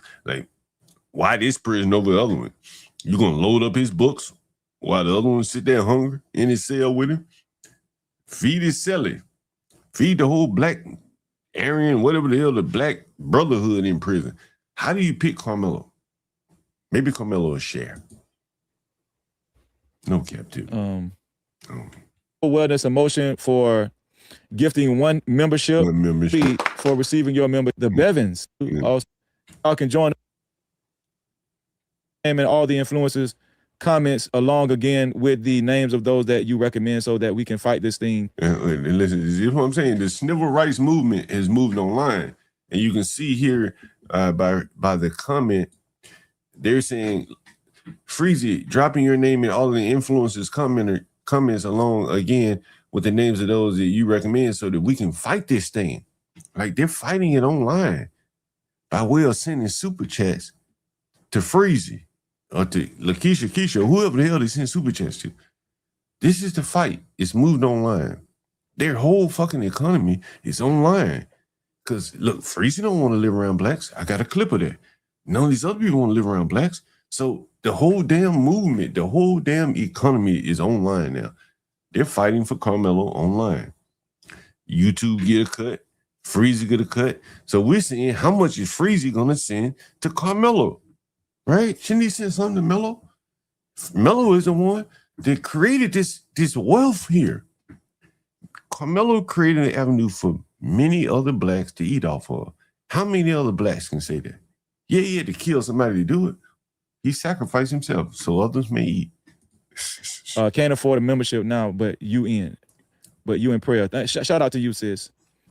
Everybody that joined the member that purchased the membership, you can join us every Wednesday now on VIP Wednesday live stream. And that's what we're gonna pray and shit. Which is we're gonna be celebrating 16th every month. And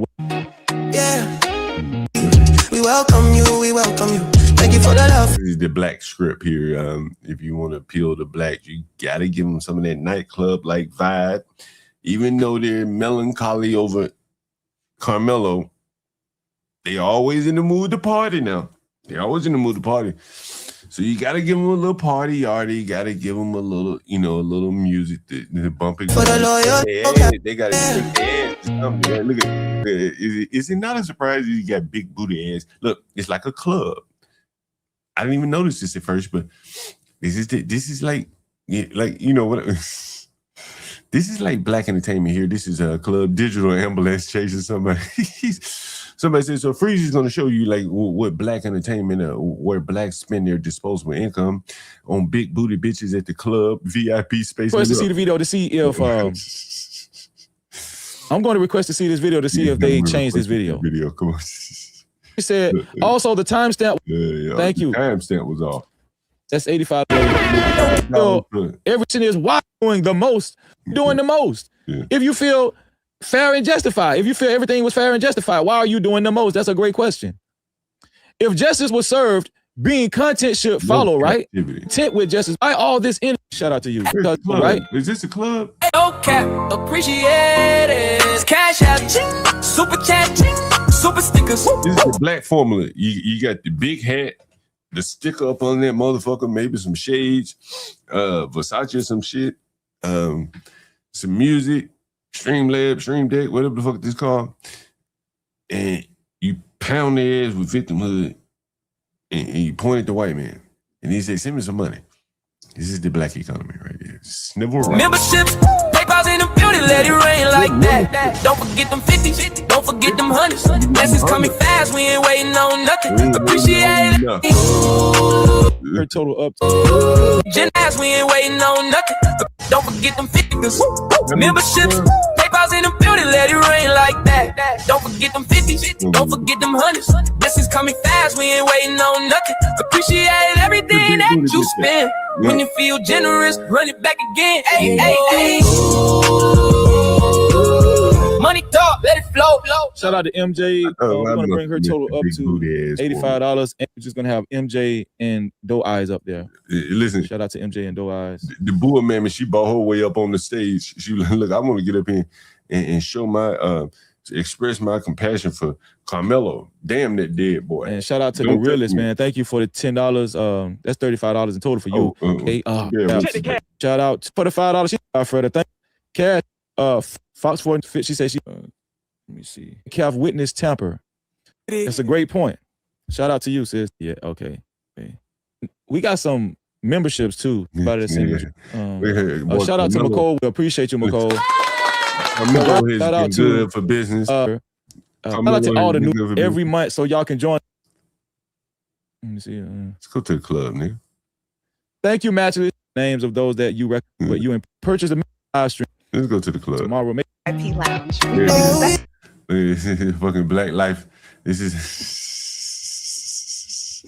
like I can't even imagine making no shit up like this. Like, nigga, I don't even, you know, when I first started this channel, I'm like, I don't even want no fucking blacks in the audience. Get that black ass out of here. Get out of here. I ain't making no shit like this. Just get your black ass out of here. Go to Easy Bands, nigga. I ain't making no shit like this for you black asses. But it is so interesting that the stereotypes that they show. This is what, you know, as a landlord, I've seen this all my life. This is how blacks spend their money. I want you to take a look. Big booties, clubs, VIP, skipping in line. You gotta pay to skip in line. Some Negro in a suit. He like the door boy.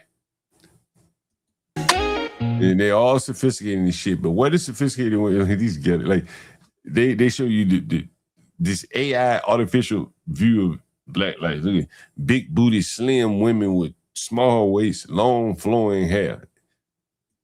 No Cap Crew. This is the club. Welcome to the No The club. This is the club, right? Cap Crew VIP. We welcome you. Cap Crew. Every view, every we honor you, believe you. All love we need you. No Cap Crew. Where the black mind is right here. The club. All the you. BATL 200 Jules. Thank you to E1 for the gold coin. Let's see. And we did get another. These niggas that sent this money to Karmelo's mammy, maybe they got a better lawyer. You ever thought about that? Like they were complaining about the lawyer. Well, you niggas were sending the money to the wrong people. You sent it to Freezy. You should have sent it to, look, all these black lawyers that, you know, every time you go on the YouTube channel, I'm a lawyer, I'm a this, I'm a that, I'm a that, I'm a that. We got this and we got that. Why didn't some of these black ass lawyers in the YouTube space introduce themselves to Karmelo family and say, look, I'm a lawyer. I'll take this case for free because I want to fight the power. Why none of them took the case for free? None of them did it. Huh? None of them did it. You got any? Hey, I should make you answer before we put your black ass out here. Why didn't any of all these smarty, arty ass, black ass lawyers that clearly they got to be, Freezy had 2,000 people in all these, clearly they had to be at least a handful of smarty, arty, black ass lawyers. And none of them saw fit to help this boy. There's a video that would exonerate him. Can anybody at least volunteer on the appeal? Why is his mammy and his daddy begging for money for the appeal when we got all these black, smarty-arty, educated people and shit? Every time I go up on the panel, I'm hearing about all these black, nice, rich, affluent neighborhoods. I'm assuming there must be some doctors and lawyers. Why don't some of them help this boy? Another membership. Let's see. Another membership. Somebody just joined the membership. This is the only value this boy had. Let that sink in. A 3.8 GPA, nigga, whatever the hell they want to say here. The only value he got, the highest value he got, where he can make other people money, is by being behind bars and a victim of white supremacy. It's just became only value he got. He the underman. Karmelo is the underman, often in jail. That's what Lothrop Stoddard said. And the boys right where the underman goes. Remember, shout out to you, the realest, for becoming a member. And shout out to Doe Eyes. And people will make money off the underman. And this is what you're seeing. People are making fucking money off the underman. He go to jail, everybody else make money off him. They create scripts, narratives, nice production, backgrounds, stream decks with AI videos loaded up. Hit the cash app, bitch. Captivity, no captivity. For becoming a member. Shout out to you, Doe Eyes. Thank y'all. So, how about we do this? How about we send some fucking money so I can grift some more? So we got some more we need to cover. We got more money? more comfort. Screen. I want to show y'all some more stuff. No money. I'm going to read the super chats in the next segment. You can't hardly get through the damn show. Money. Man, I got y'all. Thank you for the comments. Listen, I have seen more support for Karmelo Anthony from black women than the brothers, but the brothers have been standing strong too. But if we can just be honest, what he's saying here is the black women are standing with a killer. They like YNs. The black women been standing strong, and guess what? YNs. Why wouldn't they stand strong? He a YN. But they are not afraid to call out these black coons. TikTok, how y'all doing? Sorry, black coons. I've been MIA. I'm gonna make this quick. I've been given the green light by the Anthony family to assist them in raising funds for Karmelo Anthony's appeal. Okay, if you've been on the Collin County website, and you now look at this. This woman has been approved to help Karmelo Anthony family raise funds. She got tattoos all up and down her arm. This is who they choose or chose to represent them. See, these people are stupid as hell. It doesn't take much to see through all this bullshit. looked at the minutes of the court, you see that they assigned him some bullshit ass attorney for his appeal. And I'm just gonna say this: we need somebody a little more. Lady, shut up. We got money coming in here. Anybody want to hear about his damn appeal, lady? We want to hear about the money. Son, you looked at the minutes of the court, you see that they assigned him some bullshit ass attorney for his appeal. And I'm just gonna say this: we need somebody a little more qualified to do this fucking job. Okay? Without going into too many schematics, because I know the white people are on their way. If you support Karmelo Anthony in his appeal at a fair trial, okay, this is we not going into details about why he brought a knife. We're not going into no details. I'm not going into details. At least not in this. No fucking detail about why he brought the knife and all that kind of shit. None of that shit matters, right? Money video, not right now. So white people hold it. I'll be back. She's the fundraiser for this little nigga. It's money. Back over here in a second. Everybody want money. Everybody want money. Right? But if you support him in ensuring he gets a fair fight in this, because clearly they didn't give him one. The link in my bio, support Sherelle helps. All funds go directly to the attorney that will go directly to the attorney, right? And by way of me, which means I gotta get a cut, I get my VIG. Will be hired for his case. I am in constant communication with an attorney that's talking with the Anthony family, but he's not an At this point, you don't even know who talking to the Anthony family, who just saying this shit to make money. appellate attorney. He's the one that told me. This is the environment that sprang out from these people. Everybody's grifting. You don't know who give a damn about Karmelo, who knows the family, who's sending the money to the lawyers. Everybody. She could just be made this video. Send me some money. I'm in direct contact with these people. That I have the green light to assist. So if you want to, she got the green light. This is the black economy at play here. It's just all just chaotic, sporadic.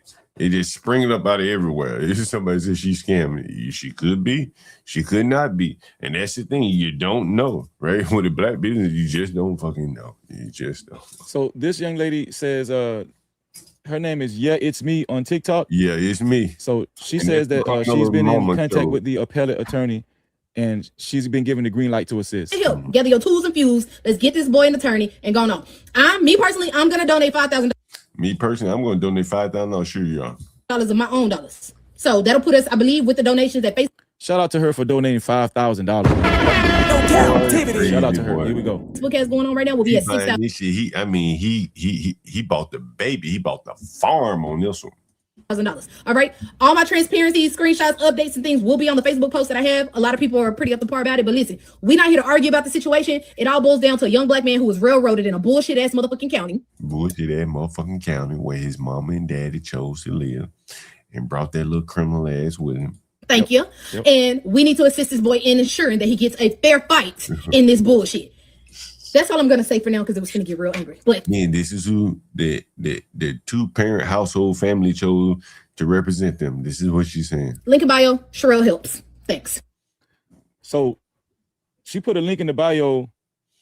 I think she put a link in the bio. Yeah, I'm sure she did. Secret Sam field to escape. I don't want to hear this. Using her. Saying they're all lying, right? But my question is, has not seen the video. Not gonna call her a liar. Secret Service matters in Texas court. This is not be transparent with all of the. This is like one of the white guys like the cape for blacks. He comes possible information. Attack, and he didn't have a thing in his hands to stop it. Now I have spent the last. He keeps finding a few white. AC geriatric. He's finding, like non-black people, but sooner or later the blacks are gonna get up and they're gonna tell you how they really feel. Why would y'all do that? Black men. Yeah. Oh, this is good. This is good. of them who saw the video and stating that they saw the video from 11 minutes and not 2 stated that this little boy was getting jumped. So my question to Stephen A, when he feels so strong to say someone was murdered, it's like, I expect this of you because you never pick a side and the middleman always dies, right? So for you, it's null and void. I don't take him serious. He's been a coon to me. And every time he has an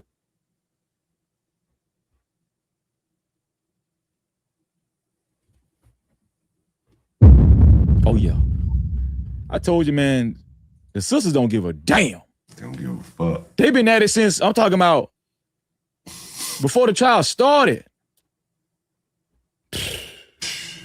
opportunity to stand for the culture and even for the people, he always lets me down. Sometimes it's best to just say nothing. I would have preferred him just not comment if his comment is going to cause this much disdain, because he knows he's a person of valor when it comes to the community, because he speaks on sports and we value sports. So if you know that and you know the weight that you carry, say nothing. Okay, sometimes it's wise just to not speak on it. But do you think that's... Do y'all hear what she just said? She said some real shit.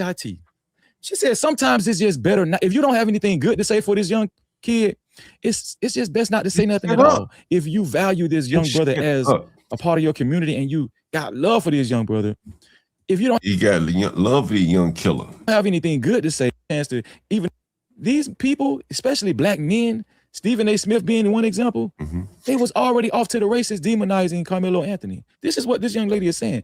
If you ain't got nothing good to say, just don't say nothing at all. But they just made it their business to convict Karmelo Anthony online and in the media. It's crazy. This Karmelo Anthony trial and this Karmelo Anthony case has made me separate myself from a lot of people, man. It's despicable. And I'm telling y'all, this should be not that money though. You know what's interesting again? Like, you know, Freezy's talking like this. And you know, again, Freezy say he lives in a, you know, he doesn't live in an all-white neighborhood, which means he lives around white people. You think Freezy would be comfortable sharing his YouTube channel with his white neighbors, his Asian neighbors? What do you think? I'd be really curious. Hey, come listen to my take on Karmelo Anthony and what I feel about white people and the justice system and stuff like that. You know, like, this is the lie that the blacks must live. Like, he can't let his white neighbors hear him talk about a young man that was killed and with just indifference while supporting a killer, a man who's convicted by the justice system. Like, he can't even mention what he does to his white neighbors. He has to live there, and I think I talked to him at one point. He says, you know, I don't bother them, they don't bother me. He's just existing there because it's so terrible, or he sees it as so terrible to live around blacks, that he lives there. He doesn't even really have neighbors. Teachable lesson. Like, y'all gonna have to draw a line in the sand. I'm telling you, a lot of people are showing their hand. A lot of people showed their hand. A lot of people showed their true face. Don Julio Blanco tonight. If you want to support me on a bottle of Don Julio Blanco for the next stream, or maybe even the street interviews, you know how to support the channel. PayPal, Cash App, whatever. It's all streaming below. I will appreciate it. Thank you very much. Face doing this whole thing. Like, if you ain't know who somebody was before all of this, you know him now. Am I lying? Shout out to Kimberly in the building. If you ain't know who somebody was before this, I'm talking about black person. If you ain't know who a black person was before this Karmelo Anthony situation, you know who they is now. Am I lying on that? So you basically saying he's bifurcating the blacks by if you support Karmelo or not. You know, this is kind of like what B. Brady talks about. The side of the blacks that support a criminal. This is what Freezy's saying. This is like Freezy's litmus test of sort. Did anybody catch my drift? Like, this one thing that this Karmelo Anthony trial did do was reveal a whole bunch of people and where they really stand when it comes to their own people and the community. Some of these people, we knew who they was. You know, it really did, Freezy, and I think you don't even know. It really did. It removed the veneer of the blacks. That in good times, when there's no interracial conflict, you don't know who they are. But as soon as there's some interracial conflict, now you know who they are. We got blacks on the on YouTube and Twitter talking about, how am I gonna raise my children if they can't stab somebody for somebody touching them? The extreme house ninjas and black boons, we knew what it was, but it's some people that was, still in the cracks and still acting like they for the people, but they just sold this boy up the river without even knowing all the facts, without even really doing their due diligence and getting to the bottom of it, like your boy Freezy, dog. You feel what I'm saying? Like, hey, bro, listen. The difference between, like, also I ain't asked for no money either. See, like, that's how I know you're black. Because blacks don't have any passion. Like, everything for you is main character syndrome. You black. I know you're black. I know the fucking blacks. I know blacks. I know how they live. I know how they act, behave. They couldn't come up here and do anything unless they're getting showered with accolades. Money. They have no passion. They're driven by, like, the gewgaws of life, as Booker T. Washington said. There's no passion. And so, I'm not surprised at your comment there. Surely I could probably go do what Freezy does and lie. That'd probably give me a lot more views. I lie. Hey, Karmelo's innocent. They're crucifying that boy. This is illegal lynching. And talk to some dumb, low IQ blacks. But see, I make the blacks super chat me in real life. Nigga, I come up here and talk to nobody because I don't need super chats. I make these fucking niggas super chat me in real life. While all these blacks up here in the virtual world, this is what I've been talking about with y'all. Nigga, I'm in the real world. It's the difference. I ain't gotta fucking put on no jingles. You heard what that lady said? Mr. Junko, what you're doing out here is a beautiful thing. She's not gonna call Freezy and say that. Fatty. Anton Daniels. All they gonna do is send him a super chat. $5. I'm going all the way to the door before I convict this kid. And he ain't gonna send him a damn thing to Karmelo. How much since you so mouthy in the chat, how much of his money Freezy and you think he's gonna send to Karmelo? He love the boy, don't he? Yeah, just by what you're saying, you gotta be black. Right? Guess what? I got enough evidence that this boy is innocent. He should not be in prison. He innocent. He should not be in prison. What do you think about that? He innocent. He should not be in prison. Like, why would you do that? Why would you demonize? Why would you go on record on YouTube, TikTok, Facebook, Instagram, you name it, and demonize this kid, convict this kid, and say this kid is guilty? Say he got convicted in a court of law. This kid deserves life in prison. Say this kid deserves the electric chair being in. We really don't like each other. Like I be in awe. Like, wow, we really don't like each other. Like, we really hate each other. And then what's so heartbreaking about it? The men are supposed to be the leaders of the community, and this kid didn't even have black men, older brothers, father-like figures. These men, we needed all the men. Nor did he have black lawyers, Freezy. His family didn't see fit to hire black lawyers. The forefront we can get speaking on this. See, all we got is an internet economy, Freezy, right? There are no internet doctors and lawyers and shit, right? They operate down in the real world. Now, it's been women speaking against Karmelo Anthony too. I'm not gonna lead the women, but it's been black women speaking against Karmelo Anthony too, but not to the tune of black men. Not to the tune. I'm telling you, man, I don't even talk about this. I don't talk about the racist white folk really like that over here. If I show y'all white folk, it's because it's about the whole racist system. No individual white people, the whole damn system is racist. It's in the light of they support Karmelo Anthony. And I'm just showing y'all that to let y'all know, just to show y'all how bad off the black men are. We got Secret Service Sam supporting Karmelo Anthony. Secret Service Sam, a white man. I showed y'all the old white woman that said that she's a witch.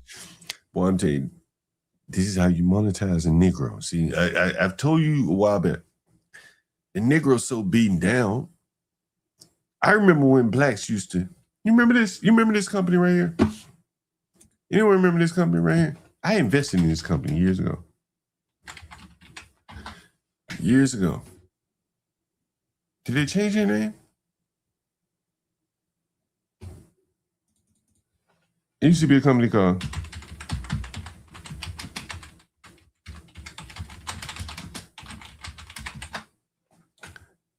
they changed their name. Look at this.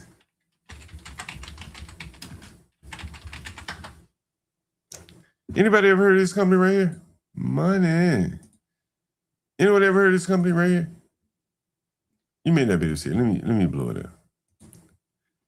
This company used to be called CCA, Corrections Corporations of America. Years ago, I invested in this company. They housed prisoners. That's what they do. It has a market capitalization of $2.75 billion. Recently experienced a major surge, gaining over 30% during a multi-day rally driven by strong first quarter earnings and increased capacity utilization. Does anyone even know what that means? Does anyone know what that means?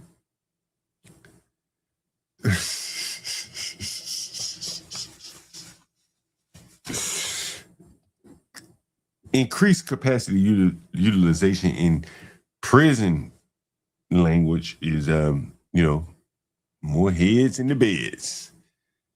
Capacity, increased capacity. And that's increased capacity.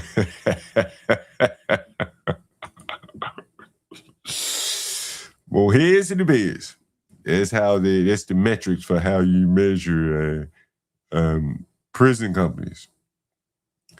And so this is another way that blacks are monetizing each other, is that in YouTube, they go on YouTube and they talk about the black, they make hay out of black victimhood. And this is a classic example of all these super chats coming in to support this lowly little old boy that's being a victim of the American justice system. But none of these super chats will make their way to Karmelo. All the grifting, all the people that's been asking for money, saying, I'm representing Karmelo's family. None of that money is going to make it to the Karmelos. This is the only economy these people can create. The virtual YouTube, social media economy. Witness, like she actually seen the video. She's seen the video.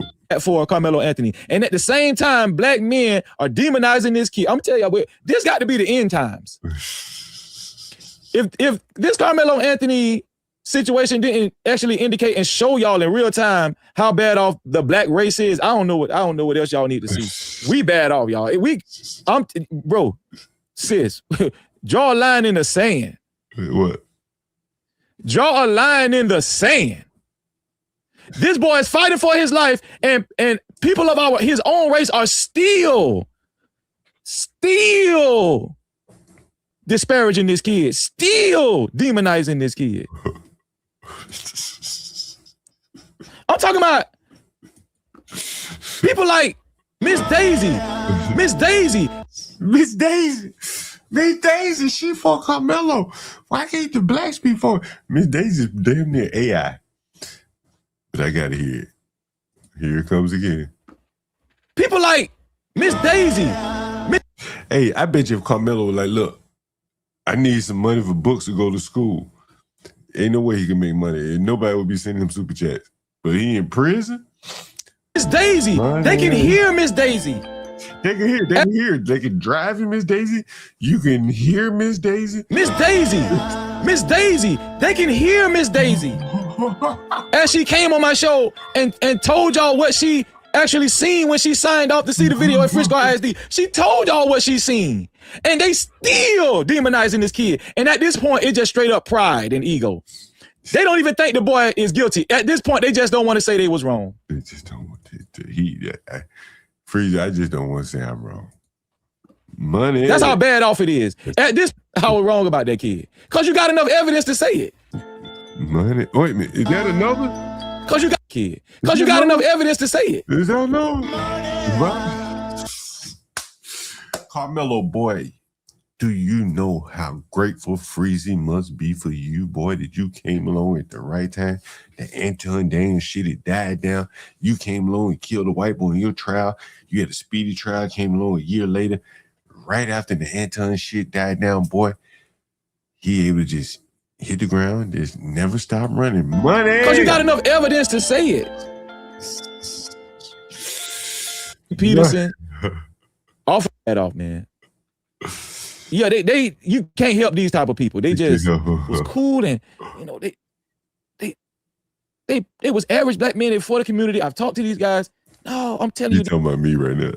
This Karmelo Anthony situation, it revealed a lot of people, the way a lot of people think, black men think. I'm telling you, it revealed a lot. And I'm pretty sure. You're a bad boy, Karmelo. They got a dance for you. We know your favorite color. You've highlighted injustice system according to blacks.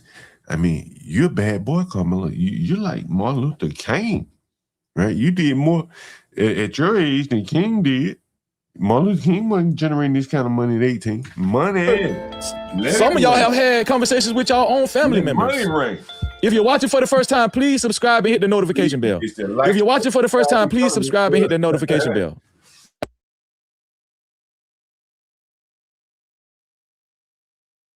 I appreciate y'all. Some of y'all have had talks with y'all own family members, have had arguments, and in your mind, you was like, I did not know you thought like that. Am I lying? Somebody say, Mr. Let Go. He been speaking against Karmelo. Mr. Let Go. Mr. Let Go. I don't even know him like that. I'm gonna let y'all call in. Make sure y'all hit that notification bell after y'all subscribe. Please subscribe and hit the notification bell. Once again, please. Let's see what you got. The Anthony family. Oh, wait a minute. Karmelo Anthony, he made a big public service announcement, which I don't know why he did. Why? But we just found out why Black Hoon ass Charleston White turned on Karmelo Anthony and his entire family. Here we go. This is why Charleston White turned on Karmelo Anthony and his family. Right here we go. Look what Ada said. What Charleston White really is going to tell you here is that there's no black economy on the ground. So I just go where the wind, how the wind blows. So we know Karmelo Anthony, right? Aiden Ross, a white kid. Here we go.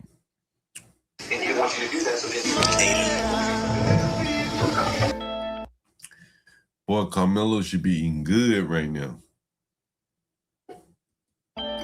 So this is Aiden Ross, and I'm going to read y'all text messages in one. I'm going to read y'all. I'm sorry, not text. I'm going to read y'all super caps in 1 second. This is Aiden Ross.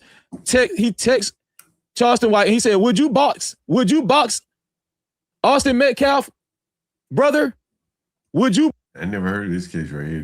The Cedric Pauls. I had to look him up. Box Cedric Pauls. Austin Metcalf, brother. Now, just in case some of y'all don't know, Aiden Ross has been putting together boxing matches for celebrities and stuff. Aiden Ross text messaged Charleston White and asked him, "Would you box Austin Metcalf's brother?" He's talking about Hunter Metcalf. "Would you box Hunter Metcalf?" Charleston White said, "Yep." Yep.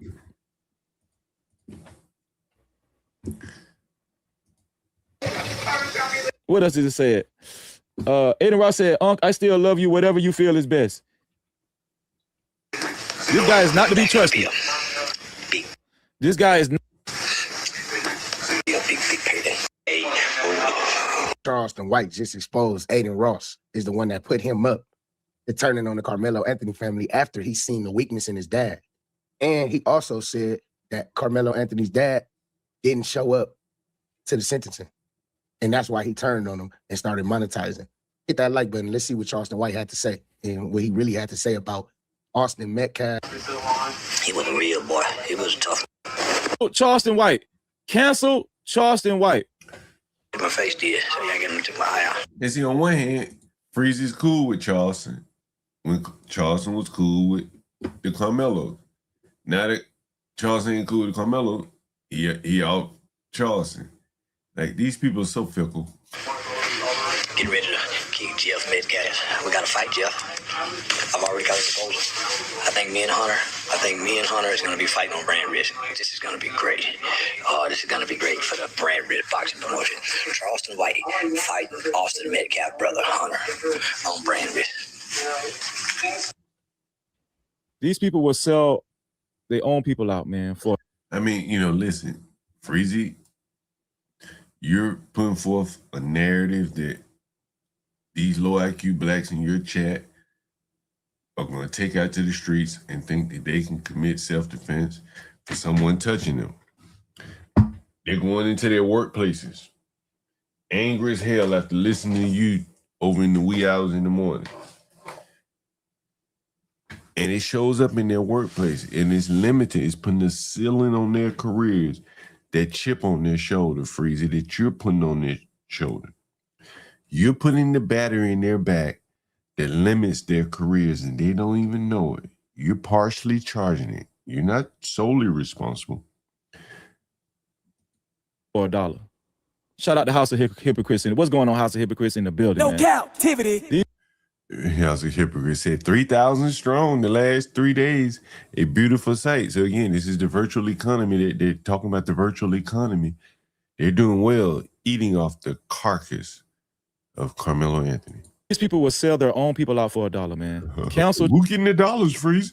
Charles, I need y'all to write in the chat. Council Charleston White. Council Charleston White. Council, but subscribe to Freezy. Charleston White.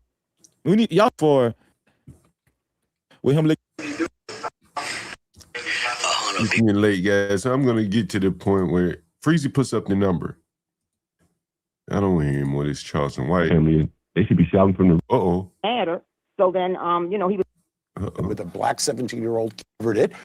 I actually that was the test. Pretty. I mean, did it CEO that Mark. Sure enough, these things it's naive. This dude said a mouthful, man. They preordained, like demonizing Karmelo Anthony. And so basically, right here, Freezy's watching Chris Cuomo, a liberal, and this is Mark Garrigos, or whatever his name, and he said, it's preordained that Karmelo was going to be found guilty. In other words, he's basically telling the blacks, hey, life is hopeless here in America. The justice system is against you, and all that. And again, this is 2 or 3 o'clock in the morning. So they wake up in the morning angry as hell after listening to Freezy and sending their few little dollars of super chats, and then they go to work with a chip on their shoulder. They'll be wanting to talk about this to their coworkers, but the coworkers can't talk about it to them. Well, the black coworkers can. And therein is the rift in the workforce, why no one really wants them around. You can't be honest with them. You can't have an open conversation. And they feel so strongly about things that totally divergent to everyone else. Anyway, so at some point, I'm going to come up here. Can somebody please help me put this shit together, please? Consensus on sentencing. What does that mean? Well, what it sounds like is they have reached a conclusion as to what they believe the sentence should be. Look, this is a stabbing death of a young man. He had a lot of promise. He was an athlete. He mattered to the community. Those things are of course, concerning to a jury who is going to opine on what they think the ultimate punishment should be. And look, Now, Freezy is not hearing any of that. are well positioned to do that. They were sitting in that courtroom for the entire duration of the trial. There were no cameras involved. We're basing what we know on secondhand reports. They're basing it on what they saw, what they heard, and that was the decision that they have apparently come to. Thank you for the jewels. Now, the problem here is ordinarily, depending on where you live, Mark, last word on this, we're used to a judge handing down the sentence in a lot of places, not in Texas. So here, what you see as the original sin is compounded because that same composition gets to decide the sentence. Now, does that open up a stronger avenue to appeal? I don't know, because it's been challenged numerous times. They've gotten nowhere. I personally think that maybe 5 years ago, you would have had some traction on the prosecution use of peremptory challenges. I think that we were living in a different time. I think where we are right now, the kind of appellate court composition where we are right now, SCOTUS composition right now, none of those issues, I think, are going to get any traction, unfortunately, unless something drastic happens. I mean, what is so interesting to me, and of course, who wants to be in this kid's shoes or his family's shoes or the victim's family's shoes? I mean, this is just trauma all over the place. This case is a 100% Rorschach for your politics. If you voted for Donald Trump, I have had no one yet who identifies that way say to me anything, but why are you bringing race into this? Why are you bringing race? You heard the judge. You heard the judge. There's no constitutional right to it. Why are you making it about race? If you did not vote for Donald Trump, it's, what are you, stupid? Can you not see what's going on? And you see how interesting that is?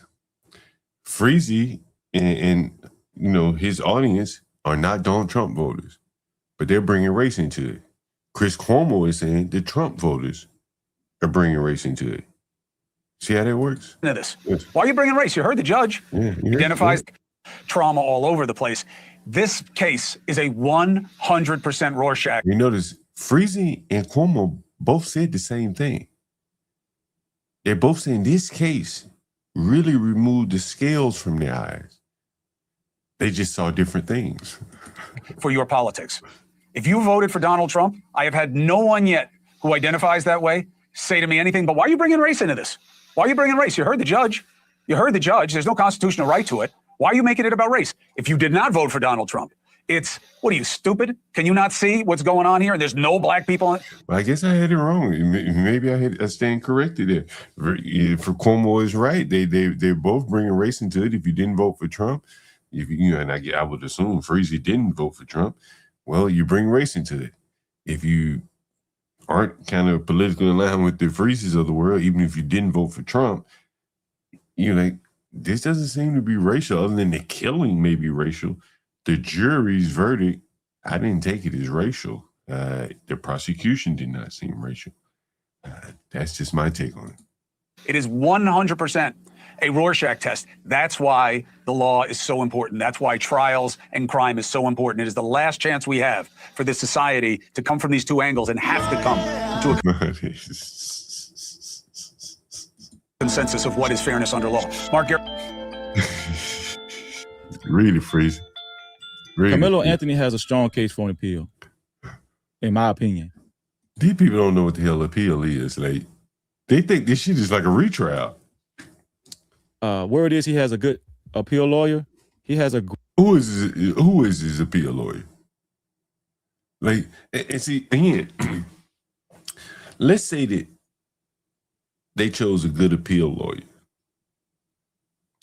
Then you'd have to say, well, who chose the first lawyer? That was the most important choice to make, not after you're convicted. Like, the government looks at you totally different once you're convicted, as opposed to, you're not guilty. That's the time to pick the best lawyer possible. Freezy, holding out hope, he said, word is, from who? Who told you that? Why you don't tell us? The odds are they have not even filed for appeal yet. That's the odds. I think that's what Andrew Bronca said. He said, he explained in legalese term, but it takes a while to even fill out all, to go through the basis of filing the appeal. There's no way he got convicted and filed for appeal already. Great case for an appeal. See, if they waited 2 or 3 years from now, when it was time to go to court and pay the lawyers for appeal, the grift will be over. They got to fake like they're going to appeals court in like 2 weeks from now. He hasn't even been processed fully in prison yet. One thing that these men did not factor in, I want y'all to understand, these men don't even know what we know. Right? One thing that these men... Breezy said, these people don't know what I know. I know more than everybody else know. Well, why don't you get Karmelo off? Why don't you blacks get Karmelo off? Like, doesn't that make sense? Did not talk about during the conversation was that videotape. That videotape. And I asked him, I said, I said, why is it the mainstream media talking about this videotape? This is only a YouTube phenomenon.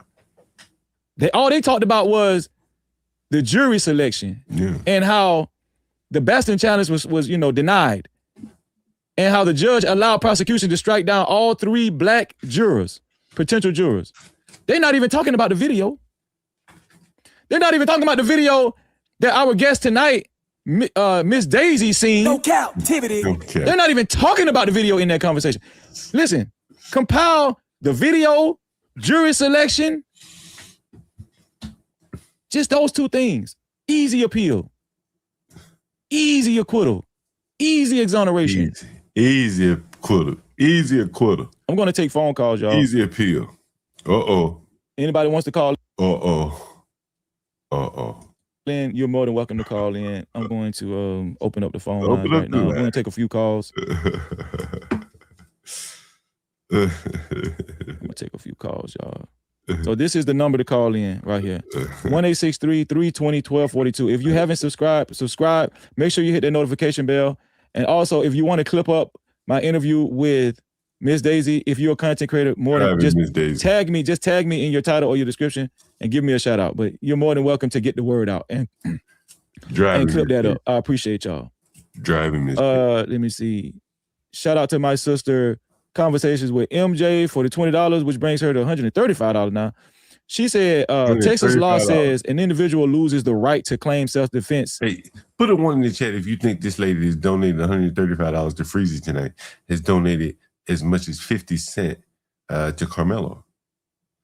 She has a super chat here, quoting Texas law says an individual loses the right to claim self-defense when they provoke the altercation with the intent of creating a pretext for attacking the victim. It seems the judge didn't give proper instructions to the jury, which further helped to convict Karmelo. These are people that are slicing and dicing the law as they see fit to find a way to justify what Karmelo did.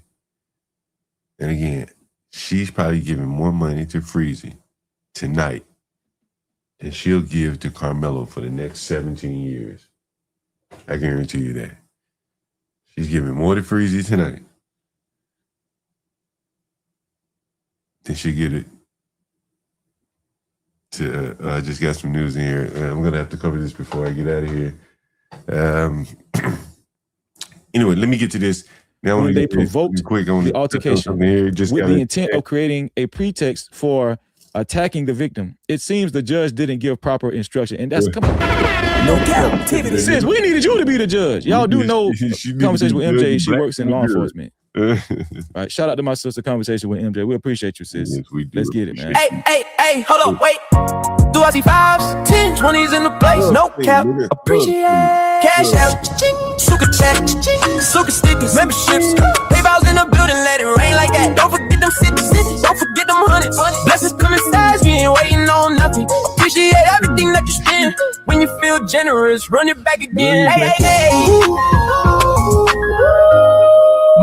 At this point, we got a sponsor and Cha-ching. Tawana. Tawana, thank you for calling in. Where you from, Tawana? Pennsylvania. Listen to this shit. Pennsylvania, not Transylvania. Pennsylvania. Pennsylvania. Hold on, Tawana. Let me get this call and put them on. Go ahead, Tawana. What do you think about all this, Tawana? What's on your mind? Oh man, I've been watching this ever since it happened. Mm-hmm. And of course when I seen that I was like, oh no, I was on it the first day, I seen that the jury was getting ready to be picked. Yeah. But of course we all know about the jury. That was definitely wrong. But my thing is from the very beginning, like I said, when it happened, a couple of hours later, Hunter and his mother went on the news, giving their little interviews all quick and fast. Mm-hmm. Hunter was running his mouth saying, we were coming from talking to some of our middle school or something like that, teachers and all this stuff. And we came, and then once they got underneath the tent, they were like about 5 seats down from where Karmelo was sitting. Karmelo had came up by the tent when it was raining hard. So he asked the one boy on the corner, do you mind if I sit up here? He said, no, sit down. And then they even started. How does she know that's what he said? I don't think that was ever testified to. We're talking about the weather. Mm-hmm. Then as soon as the friend Eddie that knew Karmelo, that hung out with Karmelo, even their parents hung out together. Right. Then Eddie and the boy that actually said, no, I don't mind you sitting here. Eddie and that boy switched seats so that Eddie and Karmelo can sit and talk. Mm-hmm. Well, while they were talking, here comes, the Metcalfs and their little entourage, coming up, from the school and all that stuff, from the area where they seen, I think it was a middle school. Yeah, tonight you call me on a good night, Black. I'm tolerating your ass. I'm assuming you Black. If you ain't Black, you acting Black. But I tolerate your Black ass tonight. Or something, but they were coming up. They were talking to some teachers, or maybe one even in school. I think it was a separate, the track is separate. But when they came, and then when they came up on the bleachers, they were 5 seats down from Carmelo Anthony and them. Then that's. I mean, listen to the detail of this woman. I mean, you don't see blacks this detail in anything. When Carmelo and them was just up there trash. That's trash. Huh? Y'all heard they suck.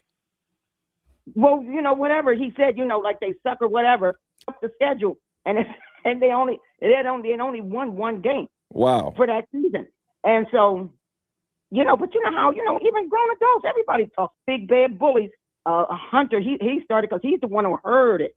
That's why on the interview, if you go back to the interview of last year, the same day it happened, Hunter said, we were coming back from, talking to the teachers or something like that. Because first he was like, we heard him. That's when still didn't tell him Carmelo to go. You got to make some matter. So and tackle, pushes like the action, like I'll beat your ASS. You Melo Anthony. Scripted storytelling. That was on the video. I remember that, sis. Everybody have enough time. And he said when he threw his backpack, and then he said, my brother Austin. He said he handled this or handled that, and he said he even thinking about Austin and fast, and he shut up. And then his mother came back and said, to handle things and stuff like that. But you notice that the blacks often talk about everything that didn't happen in court. They're talking about an interview they gave to the news. They're not talking about what happened in court. This is all like stuff that happened outside of court that had no bearing on the verdict. Tawana, I'm going to take this next call. But if you want to call back in, you can. And as far as the night, I don't know why people. Hold on 1 second, Tawana. Hold on. 1 second, 205. What's the last thing you want to say, Tawana?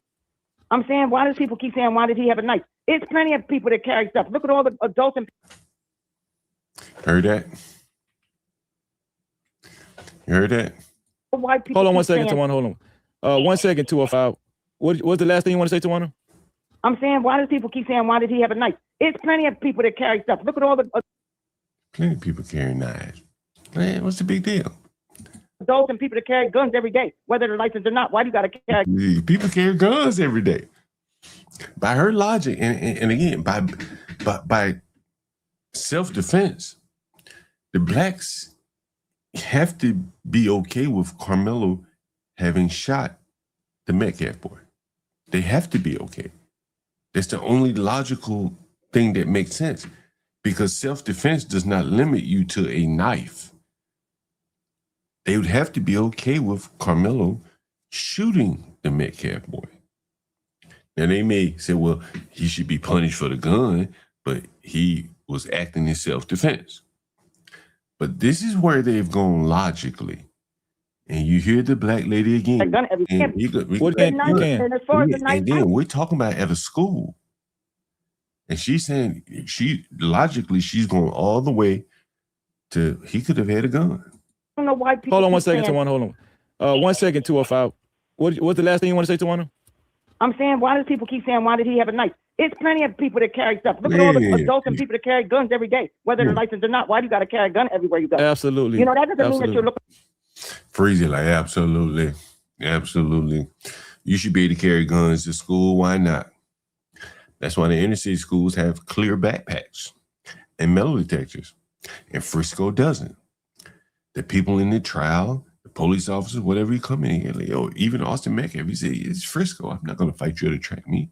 Say the ghetto, like Dallas. For trouble, you know what I'm saying? Absolutely. He probably was only carrying a knife because of all this crazy crime, that's happening in this. It is. Karmelo was carrying a knife because of all of this crazy crime. They're excusing away him carrying a knife, breaking school policy. Whether they're licensed or not, why do you got to carry a gun everywhere you go? Absolutely. That doesn't mean that you're looking for trouble. You know what I'm saying? Absolutely. He probably was only carrying a knife because of all this crazy crime, that's happening in this world today. Absolutely. And I appreciate you, Tawana. I'm gonna take the next call, okay? But I don't believe he just said, I'm putting a knife in my backpack to take to attract me. He's probably big. She said, I don't believe he put a knife in his backpack and said, I'm gonna take it to attract me. Well, how the hell did he get there? Who put it in the backpack? And if you don't believe that, then he should have testified to who put it in the backpack. Never testified. Frisco is crazy crime.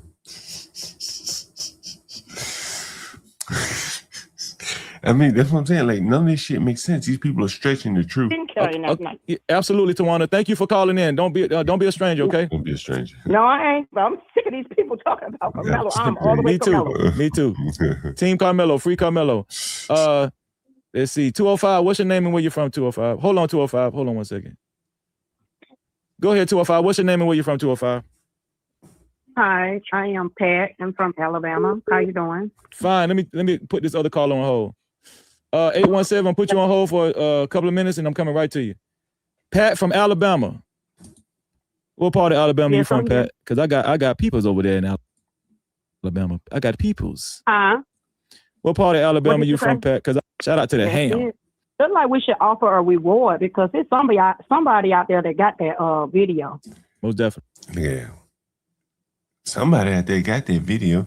We should offer a reward. Hell, the family done collected $600,000. Why didn't they put out a reward for the damn video? Before he was convicted. Day late, dollar short. What do you think about that? What do you think about that? Yeah, I think somebody got the video too. I think somebody got the video. I definitely think somebody got that video. Put up a reward. Yeah. Somebody gonna come forward. Put up a reward, Black. Somebody, God gonna trouble some hearts, and somebody gonna come forward, and that's when God gonna get all the glory. Put up a reward. That's how I feel. Whoever, and I've been making announcements on my show just in case somebody watching. If somebody got the video, my email is freezy76@gmail.com. If you got that video, email me at f.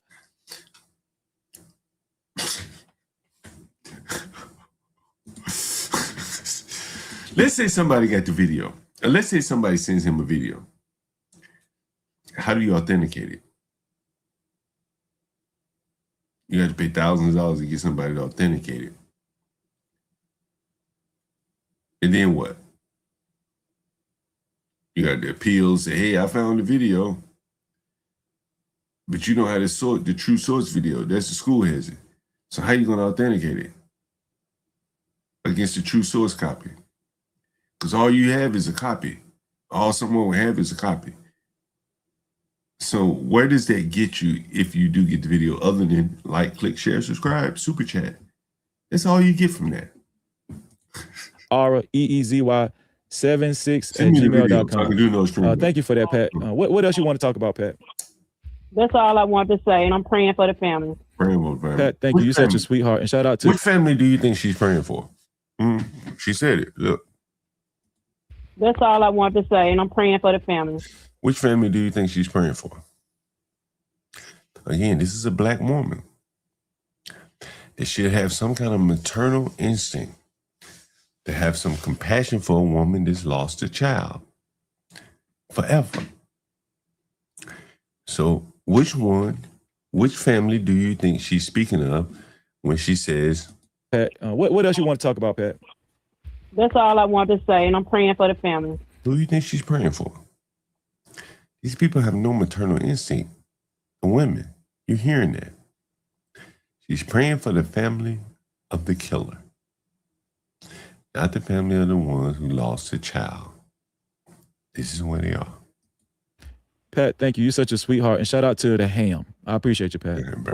Thank you. Have a blessed night. You too. You too. Hold on 1 second. Let me drop.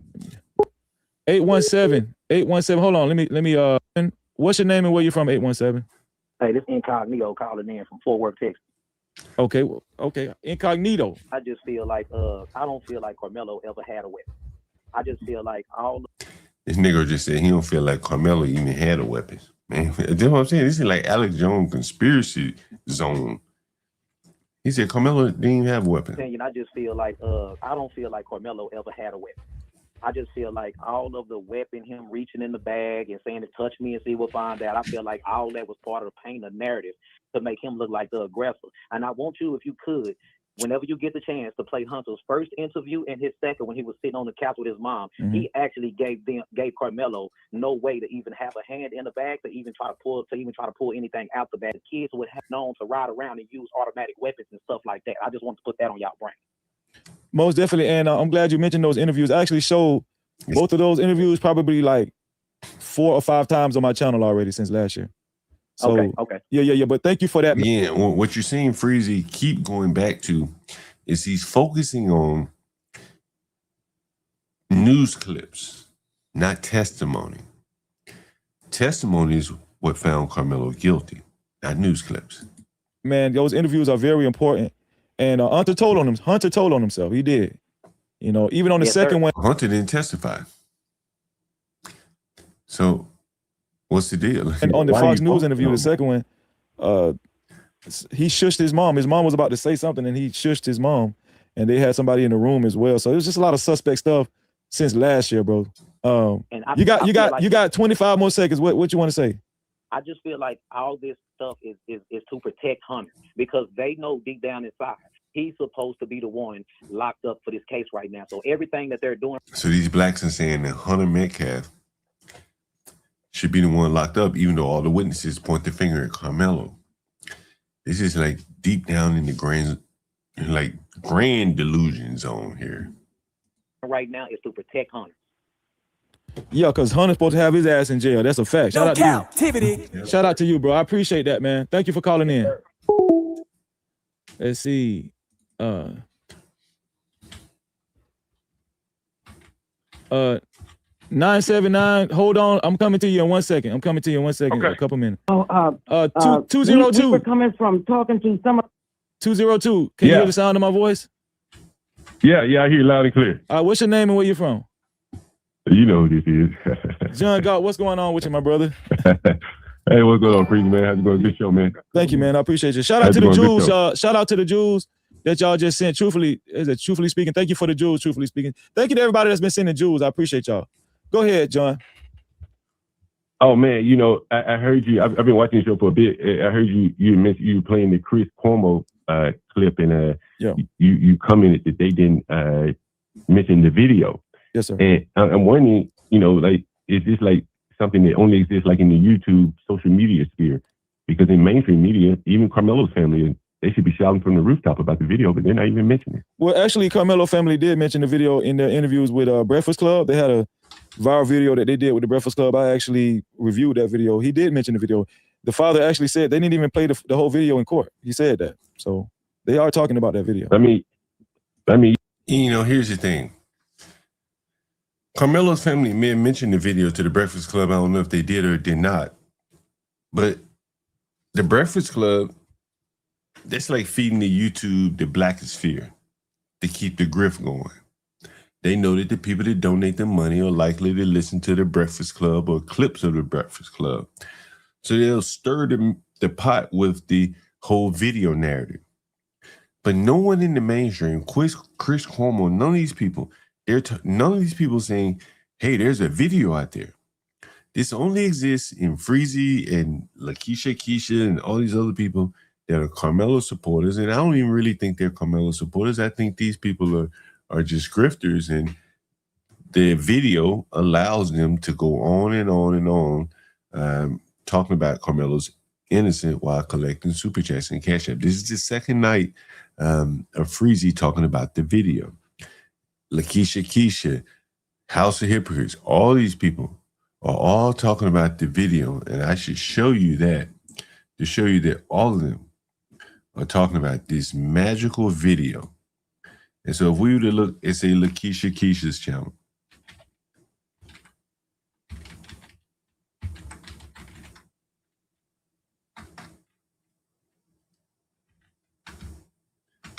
she's been covering the, what's up, Ryan? Long time no see. She's been covering the Karmelo case quite a bit. And you'll see that a lot of her videos have been about Karmelo, and you'll see it's kind of following a similar pattern as Freezy. They're kind of shadowing each other. It makes sense. They see one thing works. They're talking about the judge. The white lady in court states Karmelo and Anthony is innocent. Freezy had his Daisy. Lakeisha Keisha has his lady. Was it a weapon? The evidence that could have saved Karmelo. Who had the knife first? Karmelo case. Did Karmelo save his own life? Karmelo Anthony trial. Attorney Mike Howard caught hiding evidence. I guess that would be the video. Did they get it wrong? New evidence could force a Karmelo Anthony retrial. None of these things are true. Did Judge Roach and Prosecutor Willis mislead the court? the prosecutor and the Karmelo's attorney, I want to say they were good friends. Let's say they had a working relationship. Karmelo's Anthony's prosecutor had been his attorney had been a prosecutor with the guy that tried Karmelo's case. Charleston White speaks the shocking Karmelo Anthony attorney situation. Karmelo Anthony lawyer scam. Mike Howard took the money and ran. This was only $75,000. They're alleging that the lawyer that Karmelo hired, they only paid him $75,000 and took the balance and lived off of it. So you see that these are all that the attorney states Karmelo case was malpractice. The attorneys and the judge worked together. And so you can see she's stoking kind of the same fires that Freezy is doing. And so here's me calling into Freezy. And I asked him just the basic question, which would make the most sense if it were me or my child, and there was some evidence that would exonerate me. This is the question that I would ask. You think that he'd be screaming from the rooftop, man? Like, yo, that's like, part of why he's getting criticized so much, because he's kind of, people are saying he's too docile, So, but yeah, I agree with you. I actually agree with you on that. I looked at that video, that news clipping of him, the drowning incident, and I'm saying to myself, like, how could that have not been entered in the character section, the character statements by his mother, his family member? He'll drag the person that he saved to the trial, something like that. Yeah. But it was as if they just did a very half-assed defense of the boy. And then when you started to hear what the people are alleging, the money issues, you started to wonder, did they start to prioritize, their well-being and put him on the back burner? Maybe they realized that the case wasn't that strong. And so why spend all that money on use of force experts, medical? Why fight for their child, huh? Let's get this money, huh? Well, I mean, they do have other children as well. But they only have one child facing life in prison. Come on, John. I need you to use your common sense, bro. Come on. No, but I'm being pragmatic though, Freezy. Like, think about it. I heard that the Metcalf, the Anthony man, he sold Mercedes. I don't know if that's true or not, but let's just assume that's true. The majority of his customers. You got 30 seconds left, John. Make it quick. You got 30 seconds. Go ahead, bro. Yeah, but I'm just saying, like, it's going to be probably very difficult for him to make a living, and so you do have to prioritize at some point. I would imagine once he's found not guilty, like, their life has going out behind, not behind bars, so they got to eat, make a living. He's going to be fed. Yeah. So, the father went on record on the interviews that he did. He said he regrets not being rebellious towards the defense attorneys. He said that he took. He regrets not being rebellious, but I don't think rebellious is really what was necessary. The boy didn't have a case. Being rebellious wasn't going to win the case. If anything, they should have been conciliatory, like, yo, man, hey, sorry for what my son did to you, to your family. How can we make amends to the best way possible? And at that point, if he had done that, then likely the Metcalfs wouldn't have shown up in court during the victim impact statements and, basically demanding the boy's head on a platter. That is the long-term thinking that I think this family did not have, which indicates to me that they're not as smart as people say they were, or the blacks were hoping that they were, because they really fumbled this boy's life. And I think part of it was for the short-term grip. There was someone in these people's ear telling them, and I think you look at the man, I don't think he really wants to work. And there was someone telling them, hey, we'll fight this and we'll make money, we'll raise money for you. And in doing so, they got the boy convicted to a longer sentence than he likely would have gotten had he played out. And now we're seeing the people that were probably giving her the advice to fight this, his family's advice to fight this, are the people who had their own designs to make money in the YouTube, TikTok sphere. The Tiffany Billions, the Freezies, the LaKeisha Keishas, all these people have gone off the deep end covering the Karmelo Anthony case. And I want to show you something, no captivity with Freezy. And I want to show you, and it becomes also clear once you pay attention, or once you see it, you can't unsee it. And if you were to say to look at the lives that Freezy has done, 26,000, 13,000, 38,000, 48,000. These are Karmelo driven. This is after he was convicted. These are big numbers for Freezy. 5,000, 6,000, 15,000 Karmelo. Friends of Anthony family speak. Again, none of these people spoke when it really mattered in the courthouse. Yeah, I heard about this lady. This right behind my house. This is in Northwest. Yeah. You know, I was going to cover this. Maybe I'll give it a few minutes. But again, so, you know, this is, again, without a real world economy on the ground, you pick off the carcasses or whatever is left. And in this case, I think the Black community is eating off of Karmelo. Anyway, so yeah, I saw that saying, you know, this was very interesting. Let's see. This was very interesting saying, let me see if I have it up. Let's see.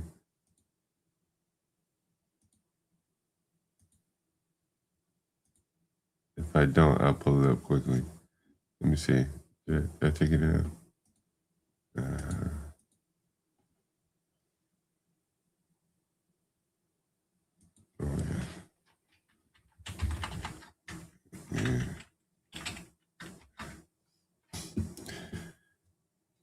I saw something about this lady.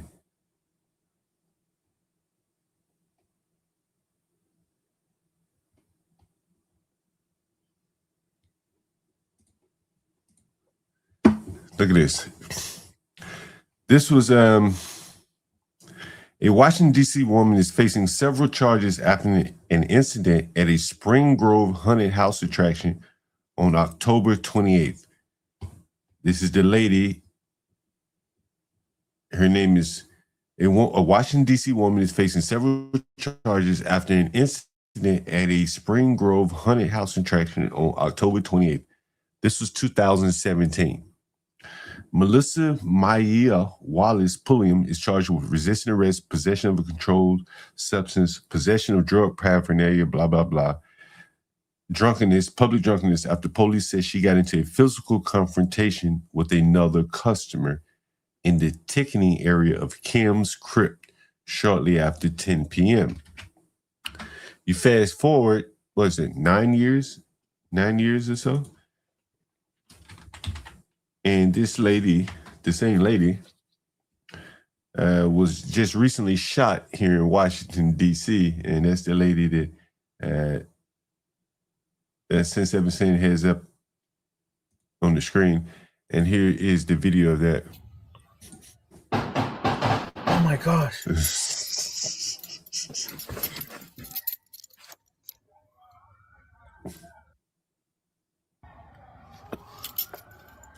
So they shot him on the bus. This is the bus in D.C. Which is interesting about this bus line is, and I can show you, I can show you here.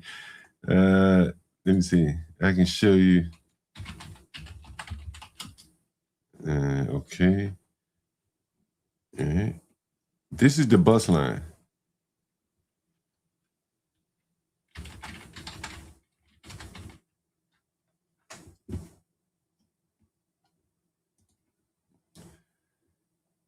And so this is the bus line right here.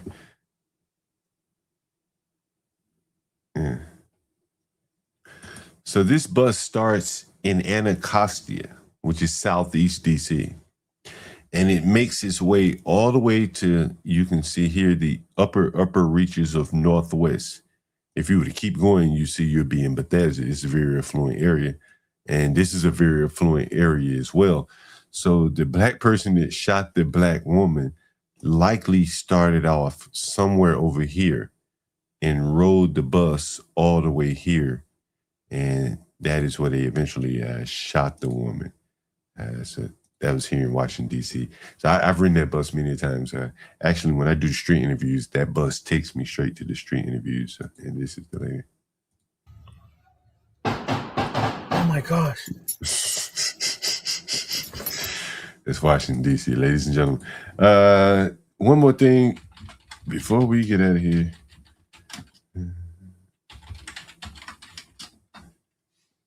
You know, I had done some reporting about Janice George, and I think I heard that she has been elected more or less the mayor now by default, since we don't have a Republican presence here in the city.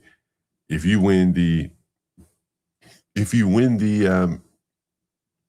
primary, because of the opportunities I fight so hard. If you win the primaries here, you more or less win the election. Here's for economic policies like earning Here's the next incoming mayor. I found this little clip interesting. tax credit, like pay equity for early childhood educators. Yeah. People can transition home was always important to me. My great grandmother was a domestic worker. She cleaned homes to make sure she could take care of her 13 grandkids because both of her kids died young. And so my grandmother was a lunch lady at DC Public Schools at Deal, right? So I come from a strong line of women who have dealt with their fair share of grief and loss, but have been resilient. And so when people ask me where my resiliency come from, I come from some really strong Black women who made some really great. This is the next mayor of Washington, D.C., by the way, ladies and gentlemen. Great decisions. So, when I talk about early childhood education and domestic workers and education, it's really all rooted in growing up in this city and the challenges my family faced. Now I want you to listen to this. This is for those of you that don't know, if you're not from Washington, D.C., I'm not, but if you haven't lived here, one of the things that the Blacks really hold on to here, and you'll see me, I had a sign a while back. It used to be right here. It was Marion Barry. Marion Barry is he was like the Black rebellious politician to the white power here in DC. And so what you're going to hear her reference are the relics of Marion Barry's social programs. And she is declaring herself as a socialist. And so to get your bona fides as a DC Black person, and that's typically what they're saying is a local. The locals here tend, and when I say local, I'm not local. They don't look at me as a local. The Blacks that maybe born here, they will refer to the Marion Barry Jobs Program. Ryan is in the audience. He probably understands what I'm talking about.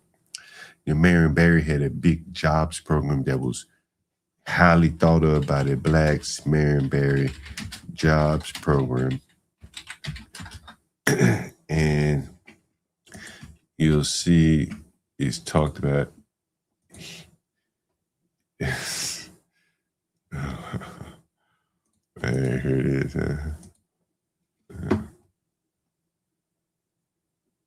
Honestly, I wouldn't be the person I am today if I can't play that one. Let me do this one.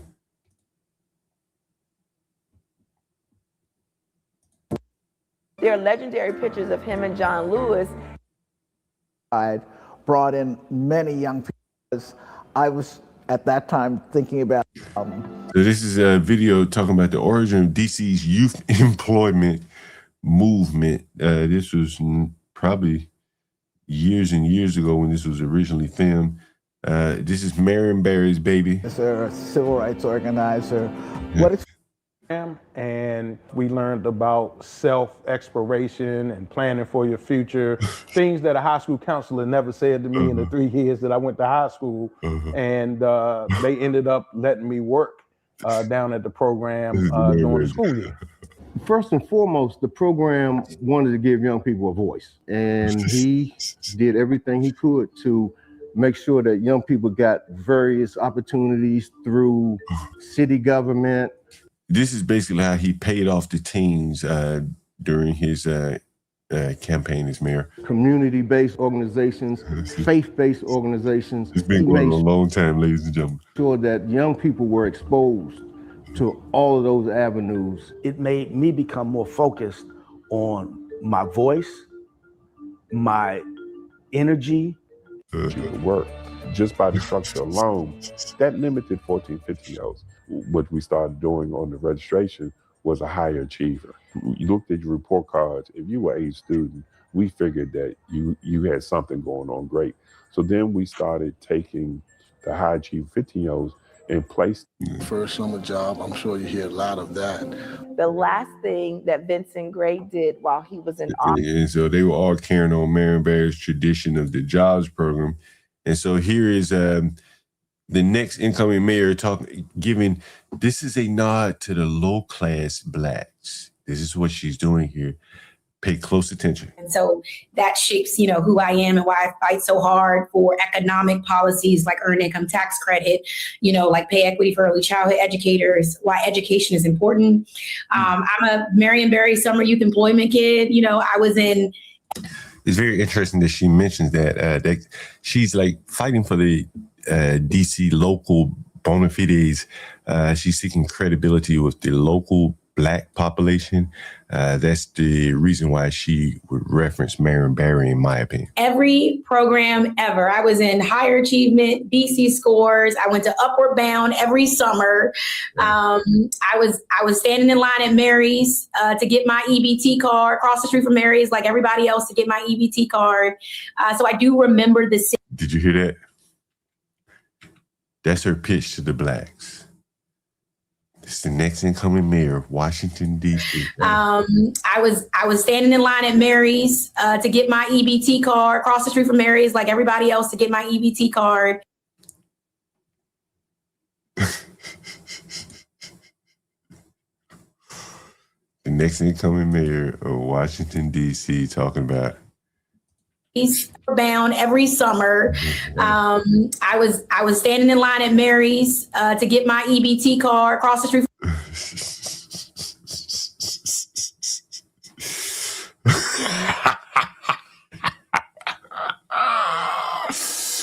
Ooh, man.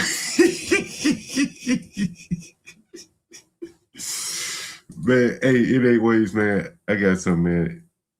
I would. If it was.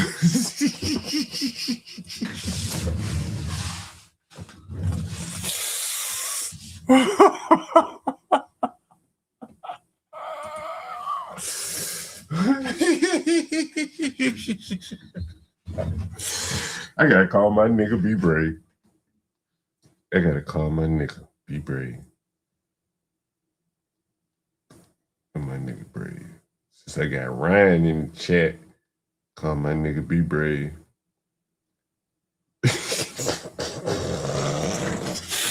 I know Brave want to hear this shit.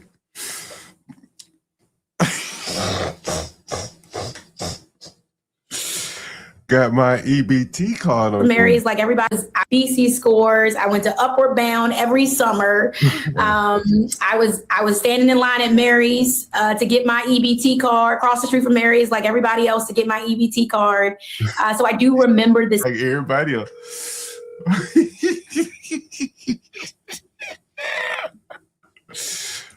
Like everybody else. Oh boy, me and Brady, we're gonna have fun with that one. Like everybody else. Anyway, I smoke another joint, guys, and man, I got a lot of shit. How many of you guys just joined? If you just joined, I gotta tell you the story about the tenant that wears the mask. If you didn't hear the story about the tenant that wears the mask, if you did not hear the story about the tenant that wears the COVID mask, still to this day, put a 1 in the chat, and I'll pull that video up if you have not heard that story. If you want to hear it again, I'll tell you again. What else do we have? So that was funny today. Damn, I was hoping Brady would call me back before I finish this last drink.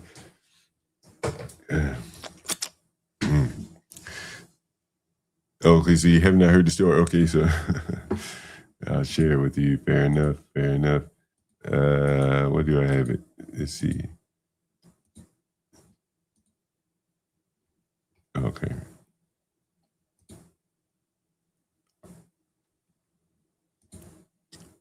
Is it here? Oh, it's on another channel. All right. If you haven't subscribed to the Urban Landlord Clips, make sure you do. If you haven't subscribed to Urban Landlord, make sure you subscribe there as well. Here's the video, and I'll give you the context once I pull the video up. So if you were listening the other day or so, a guy called me about a room for rent, and he works for the United States Postal Service. And so he had a mask on, like a COVID mask. Yeah, no, that makes sense. That makes sense. So I asked him, I said, why the hell do you have a mask on? And he said, for years I did not take care of my mouth. I wasn't brushing my teeth. My mouth was really nasty. You see the title on the screen. My mouth is nasty, so I wear a mask. And so this guy wears a mask every day, not because of COVID. Oh, be brave. Be brave. Brave. Brave. God damn it. Brave. Hold on, I get my... Hey, Brave, can you hear me? Oh, shit, I got you on the wrong Bluetooth. Hold on for 1 second, Brave. Brave, hold on. Hey, Brave. Hey, Brave. Hey, Brave. Hey, Brave. Yeah. Can you hear me? Got you now. Hey, we just elected our board member mayor, Brave. Oh, what was it, a landslide? I'm pretty sure it was, Brave. Listen to this. This is a quote from an interview from her a while back when she was campaigning. You ready for this, Brave? You ready, Brave? Go ahead. Listen. Go ahead. All right, I will play it from here.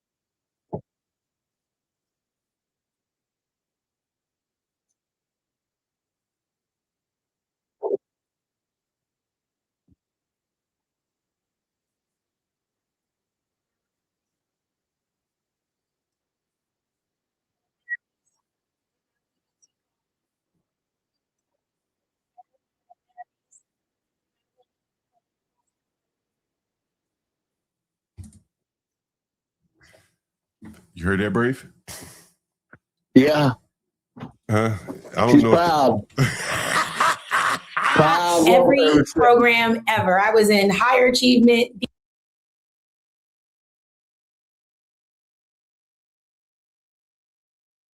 BC scores. I went to Upward Bound every summer. I was standing in line at Mary's to get my EBT card across the street from Mary's, like everybody else to get like everybody else. Jesus Christ. I mean, I don't, I can see what not being ashamed of it, but I don't know. There's some subliminal stuff she's passing on here, John. It's like, it's like we're all at the fucking bottom, and that's where we're at, and let's not worry about it. Let's just carry on and fucking, I don't know. That's almost subliminal what she's doing, John. Because I would word it different if I was just trying to say, if I had to talk about being on hard times, you know what I mean? She said, I will get my EBT like everybody else, goddamn. Huh? Everybody will Jesus get it. Christ. Fuck, man. Brave, it's your big old bull baby too, Brave. And she said she a black woman. She got black children. Brave. You hear me, Brave? Oh, wait a minute. No husband?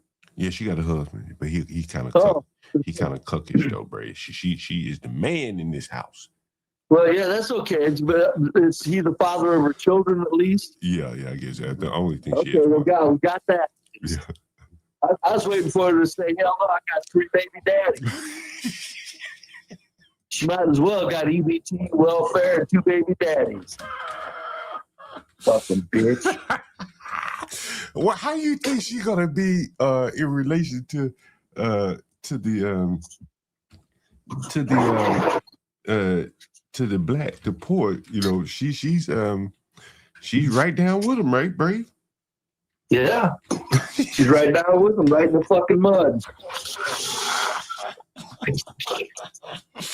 Brave, do you think a white person would ever be bragging about being on welfare like that?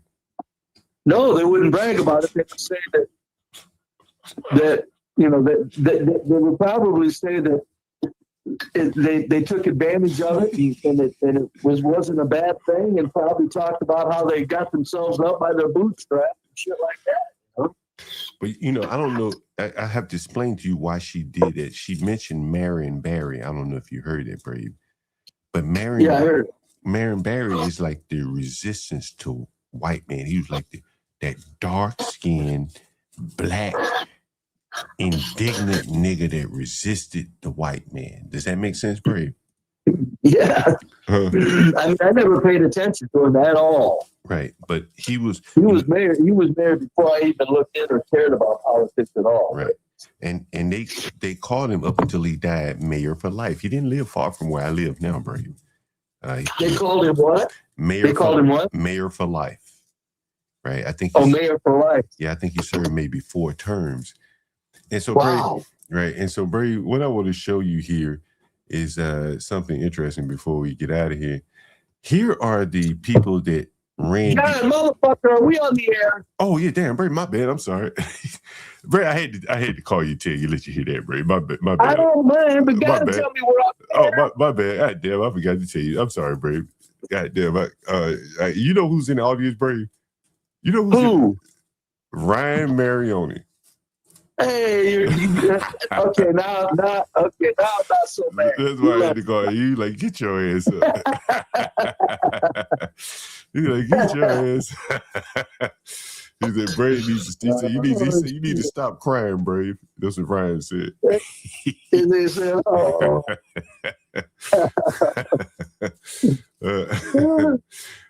So Brave. So I just happened to go down I was having a conversation with someone, and I went down the list of mayors of people who were whatever in control of Washington, D.C., the history of it. And what you're going to find is something interesting if you're looking at the screen here, Brave. This is the history of Washington, D.C., the people who run the city, starting in 1791, Brave. I'm not sure if you're looking at the screen. David Stewart, Daniel Carroll, Gustavus Scott, Trisham Dalton, Robert Brent, Donald Rapine, Benjamin Orr, Samuel Smallwood, Peter Van Ness. I've heard that name, and I know Ryan knows that name, Van Ness. There's a metro station named after him.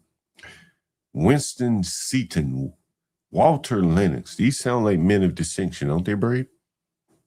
Well, I guess, yeah. You know, back in the 1800s, I mean, if they were in charge of Washington, D.C., look, one man he was part of the anti-know-nothing party, the anti-know-nothings. Another man, anti-know-nothing, Republican. You know, I don't know what that meant in those days, but it just give me these are all white men. Pedro Casanave. Thomas Corcoran. There's an art gallery here named after him. Thomas Corcoran. On and on it goes. These are men. Foxhall, Henry Foxhall. There's a well-to-do area in D.C. called Foxhall. All white men. Up until Brave. These are all white men, Brave. All white men. Up until. Oh, of course. I mean, my God, that what the fuck? You're gonna have black mayors back when they didn't have to pretend. But what I'm saying, Brave, but here the blacks are, they didn't get the first black mayor till 1975. And here these blacks are talking about, we built this city. It's a chocolate city. Yeah, I know, it's kind of disgusting. I'd like to know. I just would like to really. Why can't somebody really look into the efforts, the labor efforts of blacks in the building of Washington, D.C.? because I mean, if there's something there, I want to give them credit. But they're acting like, you know, they're the only laborers. And I'm going, come on, man, who the hell? What the hell? I just wish they'd get this shit out in the open, but we never will. But you know, Brave, I think that there's information that will never come out, so that the blacks can forever piss and moan in their imagination. Brave, I want to do a stream about this right here. What? You saw me go through this list of all these white men. Yeah. This is who the housing stock was built for. You understand? Uh-huh. Right? It wasn't built for the blacks. The first black mayor didn't get here till 75. Right? These houses were built long before 75. And so the first black mayor, I guess he was fairly, let's just say he wasn't really light skinned. He was kind of dark skinned. Then he got Marion Barry. He was a little bit darker. And then after that, it pretty much got light the rest of the way through. Until we get this bull mammy that's coming tomorrow. Well, I guess now she's the mayor. And the more strident their politics have gotten, the darker and less sophisticated they've become. If you were to look at these people, like there's a heavy white admixture, and DC County experienced probably the lowest corruption, at least while I was here, lowest corruption, high prosperity times, particularly when this guy was here, the guy at the top, Anthony Williams. And you can tell that the admixture in these people, there's a lot of white in them. You can see that, Brave. And now we're going with a bull mammy. A black who calls herself a socialist. A black socialist, that doesn't make sense to me, Brave. I don't know much about socialism. Oh, she all right, calls herself a socialist? Yeah, she says she's a democratic socialist. I don't even know what the hell that is, but here's some black that say that's what she is. Well, what does she call herself? Yeah. Have you heard her? Yeah, she's a Democrat socialist. Oh, she calls herself that. Mm-hmm. Well, you know, I don't know, John. I kind of, as strange as it is, I'm kind of in favor of that development, because we need to snap out of this stupid fucking imagination of what the fuck this economic system is, and get a little more into the fact that the fucking federal treasury plays a role in every fucking turn of our lives. I mean, Jesus Christ. Well, you know, I don't disagree with you on that. I guess what I'm saying is that this black ass woman is being guided by someone. She don't know what the fuck that is. Oh, guided ain't even the word. Guided ain't even the word. God damn, bro. I thought you were trying they dare her to make a fucking move without their permission. Yeah, they probably told her, you say you're a Democrat, so she said, okay. Yes, you are correct. Yes, right. She's handled everything she says, everything she does, and that's why I said when you got these mondamis and now this lady outright saying that in Washington D.C. Yeah, no, we're just being conditioned. Yeah, I mean, but Bray, what I want to do is one of these days we have to do a stream. Like the white men that ran this city, those weren't bullshit men back in the day. They were, accomplished men, and they're being replaced by idiots with big titles. Well, right now, back then, my guess would be that.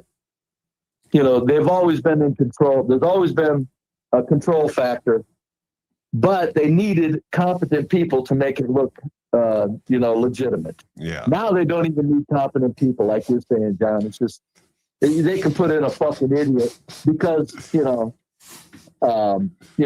being told what to do, how to do it. They want to appeal to the lowest common denominator, the fucking idiots of the. It's amazing to me. It's just like the people that are in control don't need to pretend anymore. Brave, did I? And that's why you're getting these. That's why you're getting these black people put in.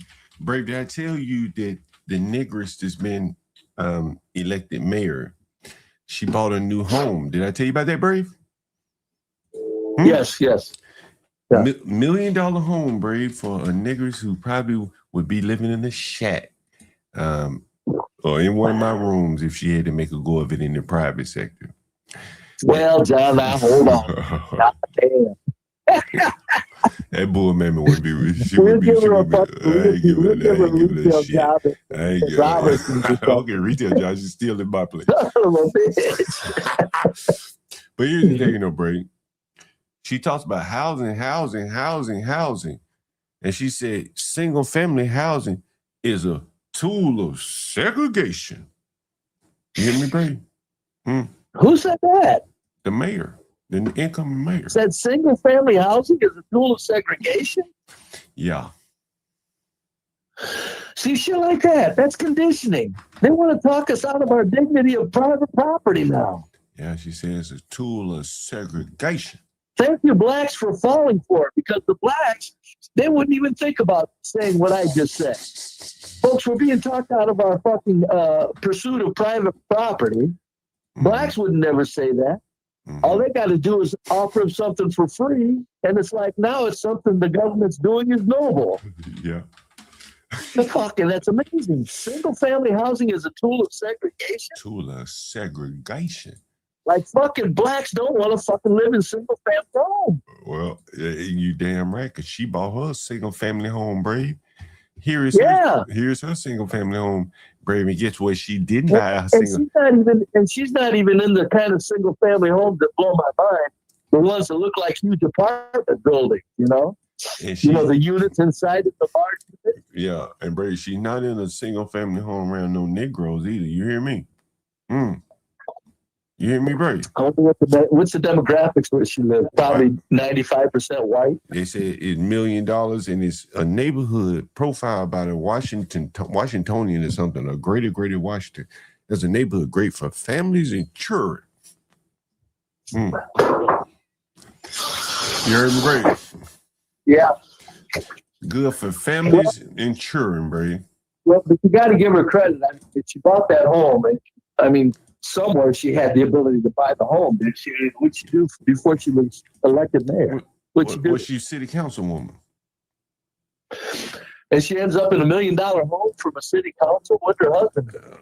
She probably, a government, she probably parlayed a job through one of these regulatory agencies, Department of HUD, not HUD, but, any business that does business in DC, she probably can parlay him a job there, Oh, of course. But nobody knows what he did for a job. I just don't know it off 10 years ago. I don't know. No, he probably nothing. Because she didn't do anything 10 years ago. She, just bullshitting. Maybe she was a teacher. She worked in a council member's. I think she worked in a council member's office. I went through the bio. Brave. You know what was so crazy, Brave? This shit blew my mind. DC is damn near all non-white run. What the fuck, Brave? Hold it. What'd you just say? DC is almost all non-white run. Yeah. You hear me? At the front. Okay, as the image goes, that is the fucking front. In other words, the front counter. Yeah, you're right. The front counter. If you look at the managers, folks, these are black people making these decisions. Go ahead. But I mean, they're the face of it. You know what I mean? Don't panic. It's just a show. There's real brains behind Washington, D.C., folks. So, Brave, I was talking to my audience today. There's a bus. I told you I like to catch the bus. Sometimes I catch a cross-town bus. I was telling you that on the phone one day. And I tell you how the blacks ride the buses for free. So I ride it for free too. I don't blame you. I would too. And so for whatever reason, I said, I get on the bus and say, I actually pay fucking taxes. I know I can get on for free. If that motherfucker can get on for free. So Brave, I know why, and I'll tell you why. They have the crosstown buses that take you from the ghetto to the white side of town. The whitey side of town. You hear me, Brave? Real white, the real white side of town. People got real serious money. Some of the neighborhoods are named after some of the white men I named that ran the city, like Foxhall and all that. Anyway, so here is what the sound was on one of those crosstown buses that I ride just earlier, I think yesterday. Oh my gosh.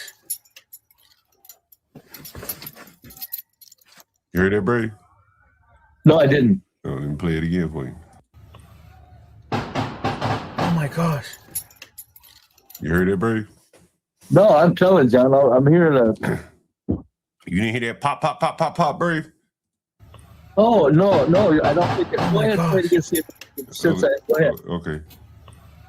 Oh my gosh. You didn't hear that, Brave?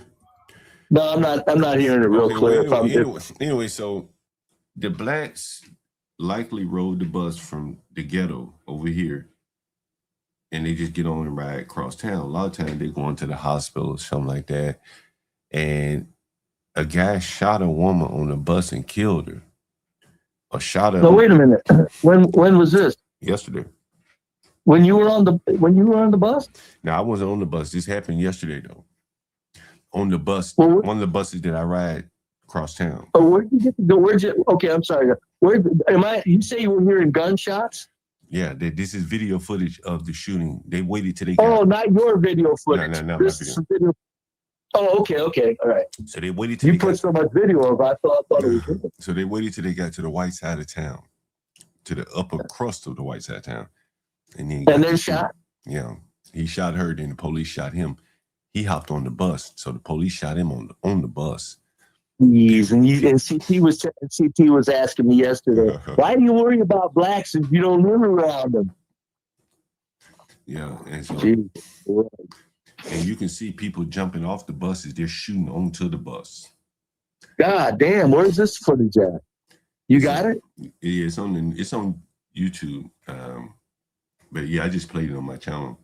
And so what I'm explaining here is that. Well, I know you got the audio. You got the footage of them jumping off the bus and everything? Yeah, the footage is right there.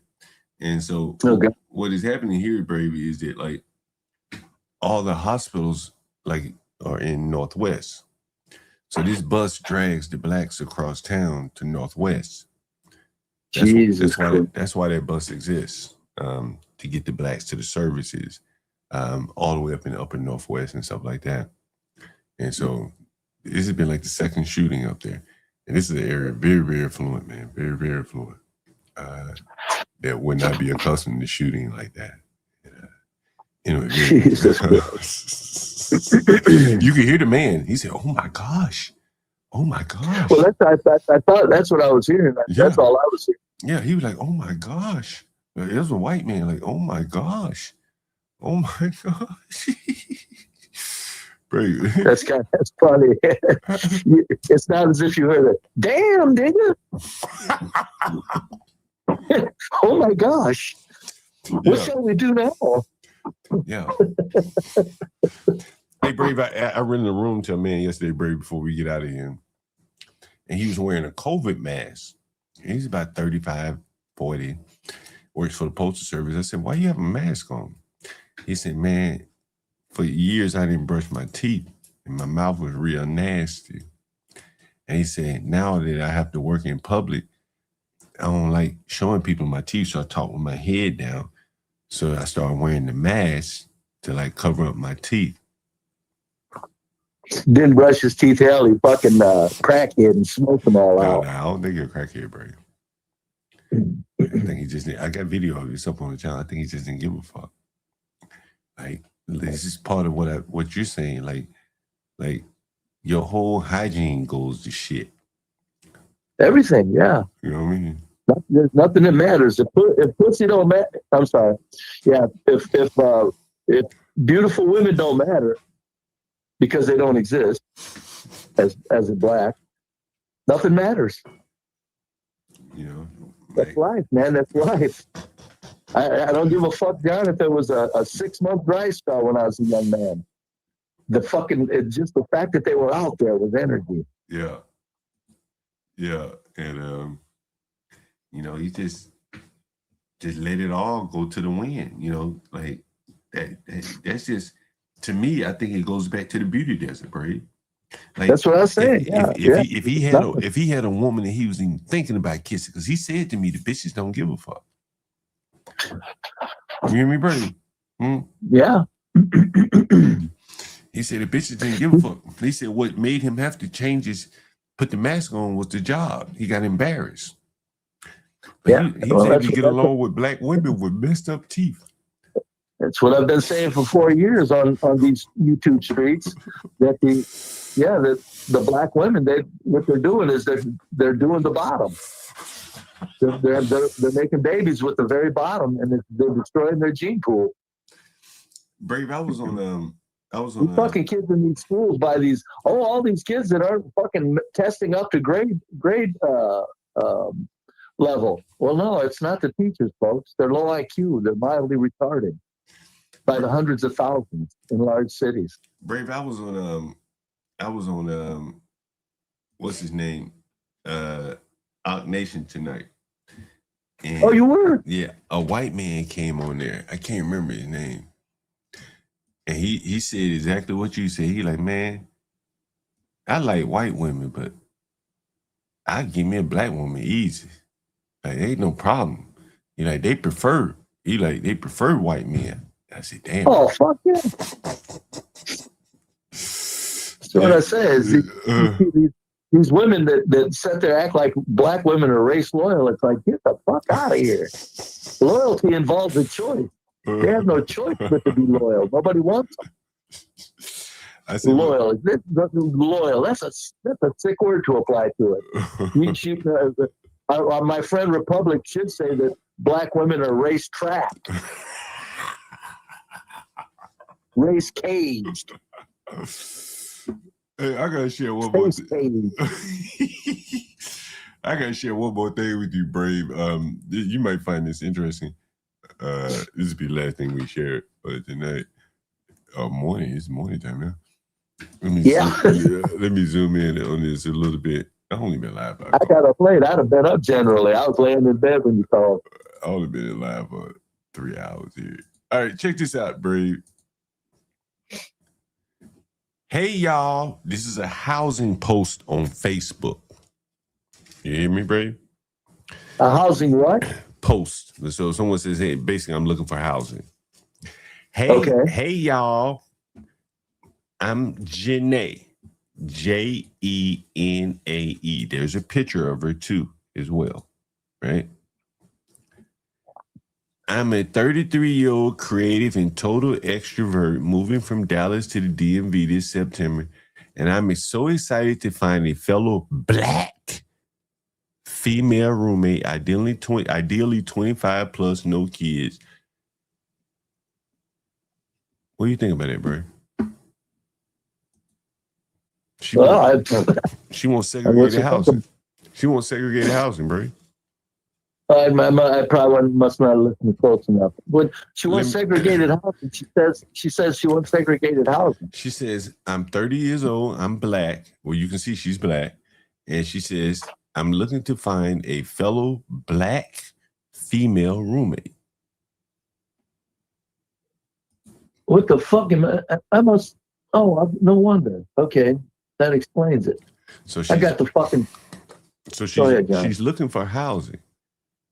And on her Facebook post, looking for housing, she says, I'm looking for a black roommate, female.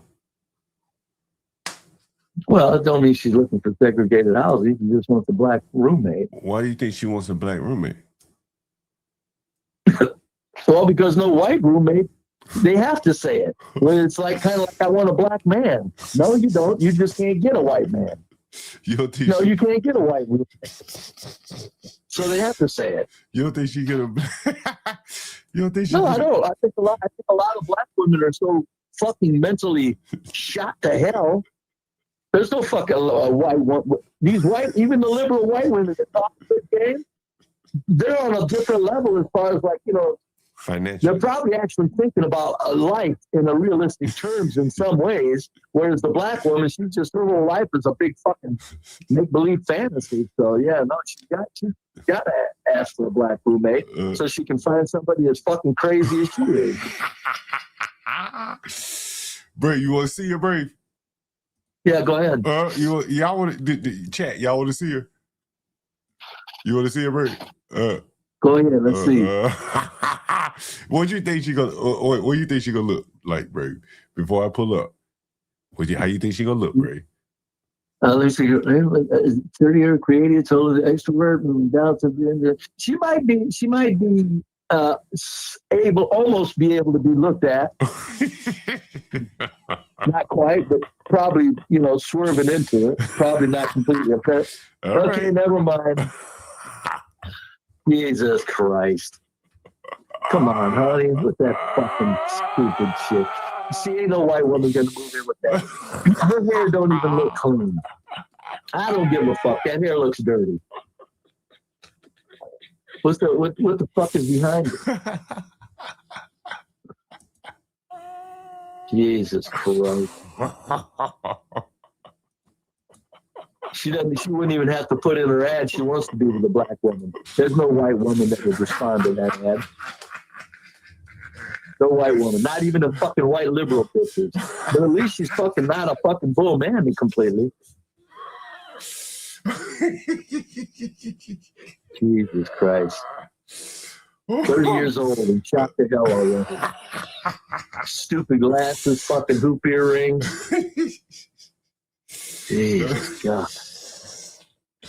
You said he shot the hell already, bro. Shot the hell already. Look at that shit.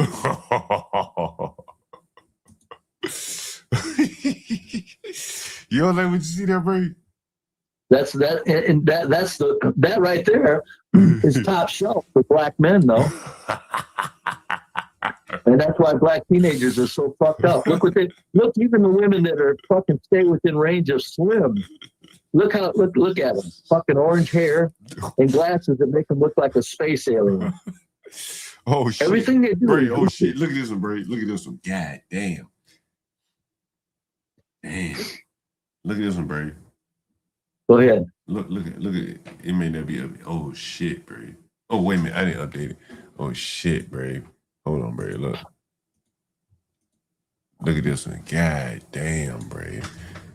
God damn, Bray. Jesus fucking Christ. What's your thoughts on that, Bray? Everything she's doing, she's trying to look goofy in her picture. Jeez. That's what I'm saying. Who are they appealing to? Go back to them pictures. Go back through them again, slower. Jesus Christ, Bray. Look at them fucking pants dragging all over the fucking floor. You know how unsanitary that is? You know what's on that floor? Yeah. Look at them fucking lips.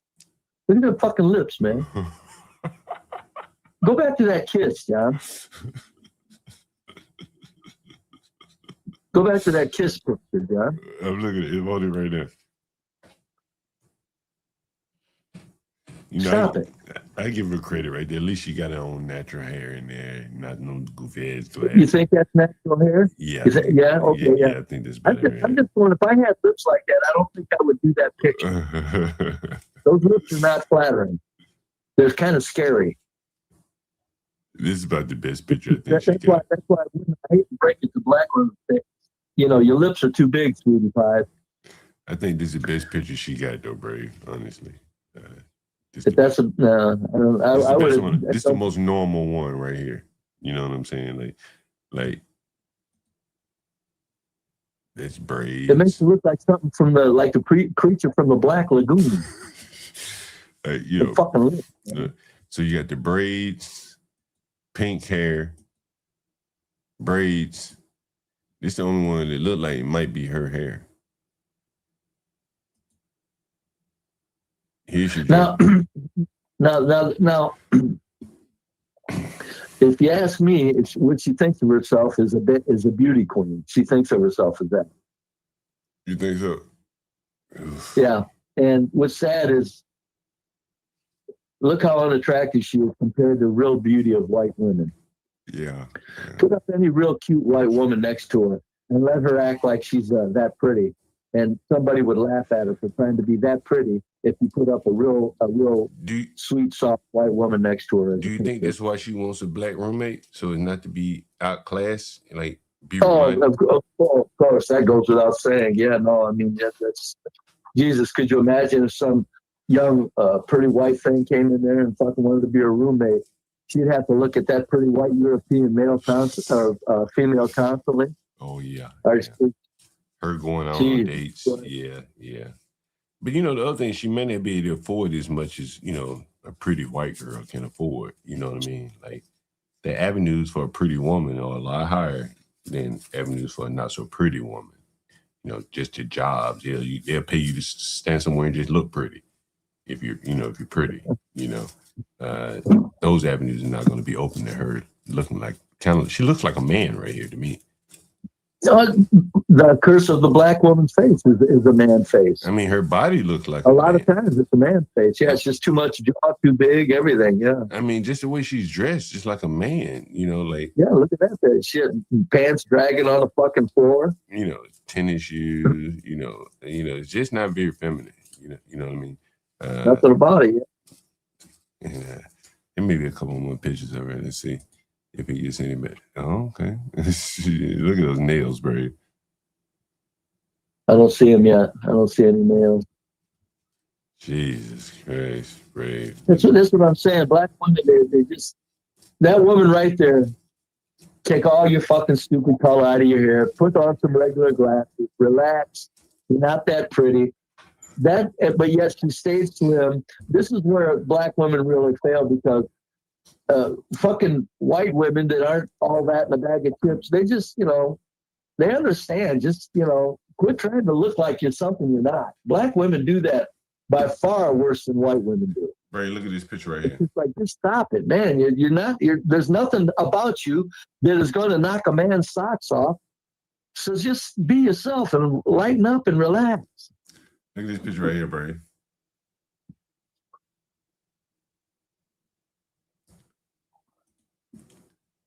Damn, is it? I don't see anything. Oh, is it? No. Oh, okay, damn, it's not. Oh, shit. Oh, look, hold on. Look at the nails.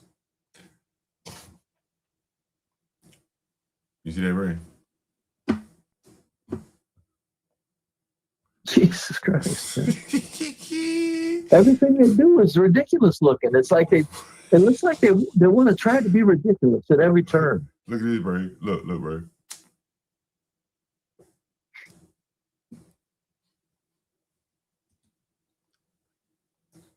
Yeah.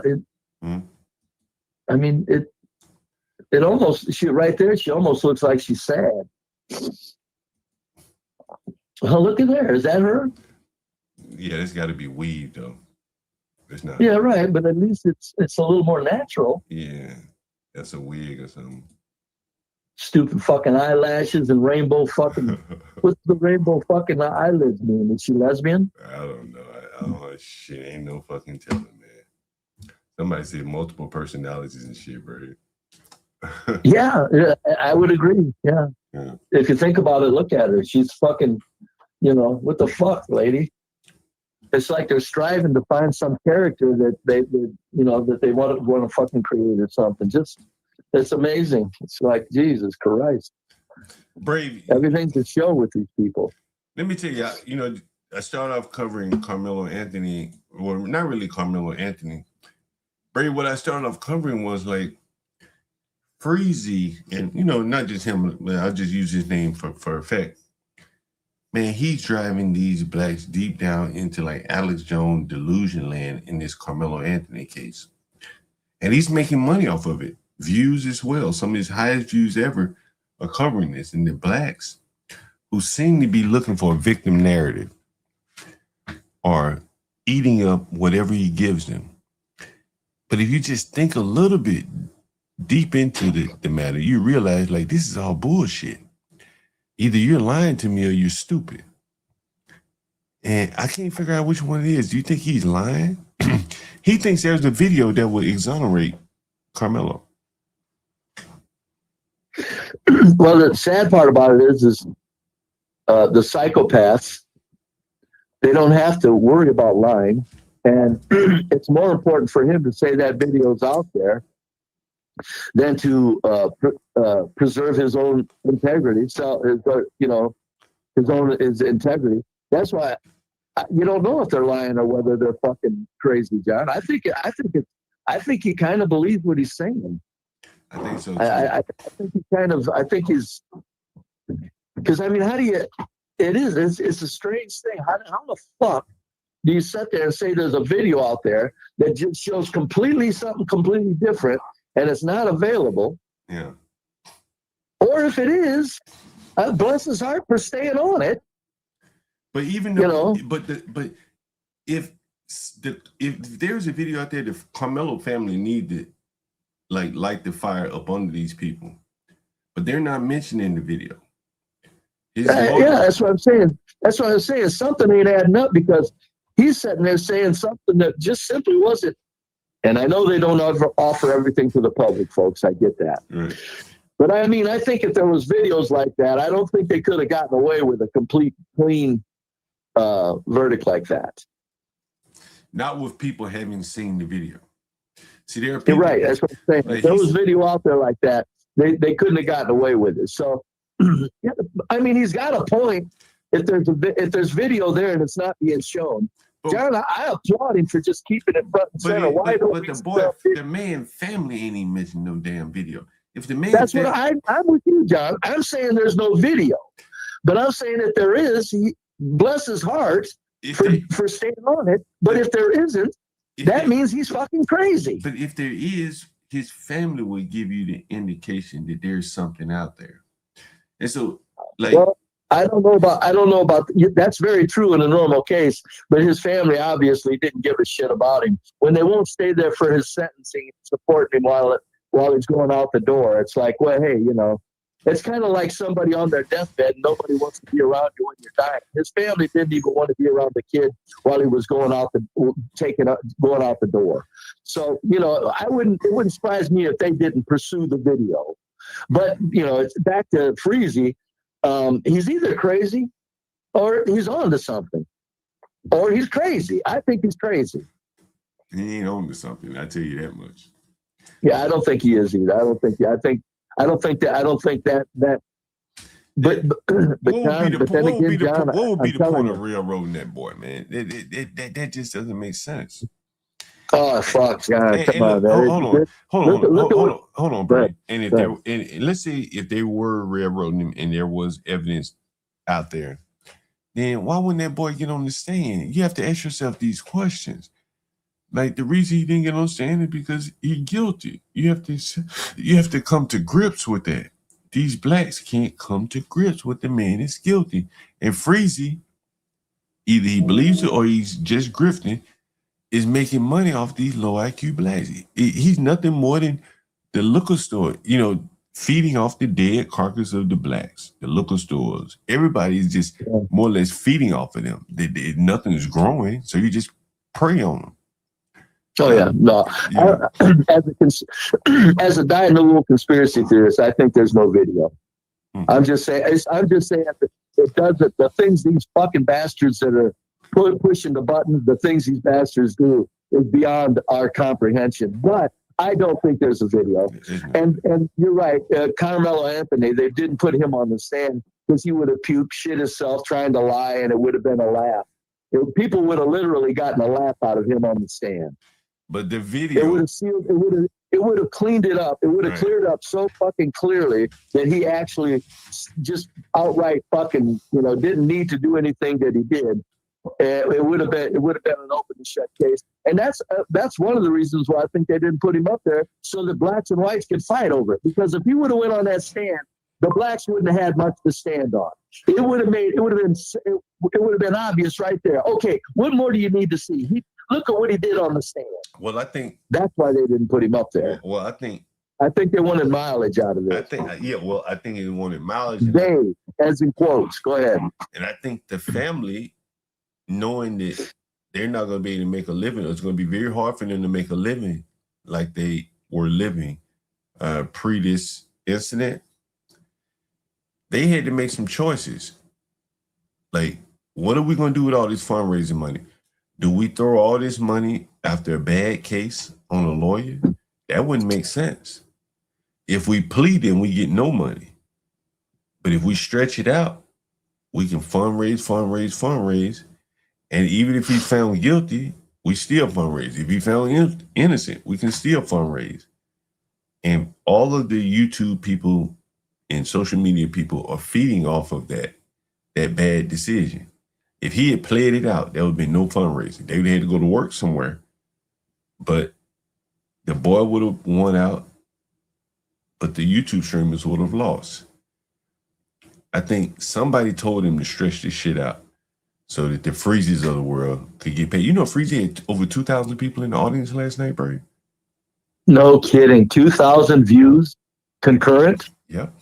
All talking about a damn video that doesn't exist. You know what I'm saying? Now that gets right into, it's obvious that he knows what he's doing. You think so?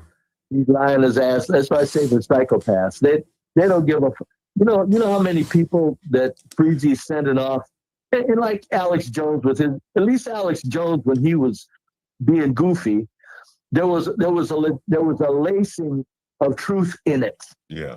You know, even though it was crazy, there was something in there that people need to consider. Yeah. There's nothing in this stuff that needs to be considered. He's just making these. There's no underlying. Well, I'm playing, but also, by the way, I'm offering you something of value to consider. No, that ain't happening. Right. He's just playing goddamn leading a bunch of retards through the P-patch.